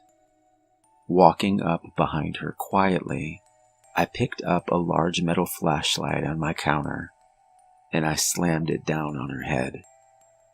She passed out again. When she awoke this time, she was seated upright on the edge of the boat. There were chains around her arms, neck, and back. I smiled as she looked from the chains to the block of concrete they were wrapped around. The concrete was teetering on the edge. I watched the emotion on her face as I sat across from her. "Sleep well, Julia."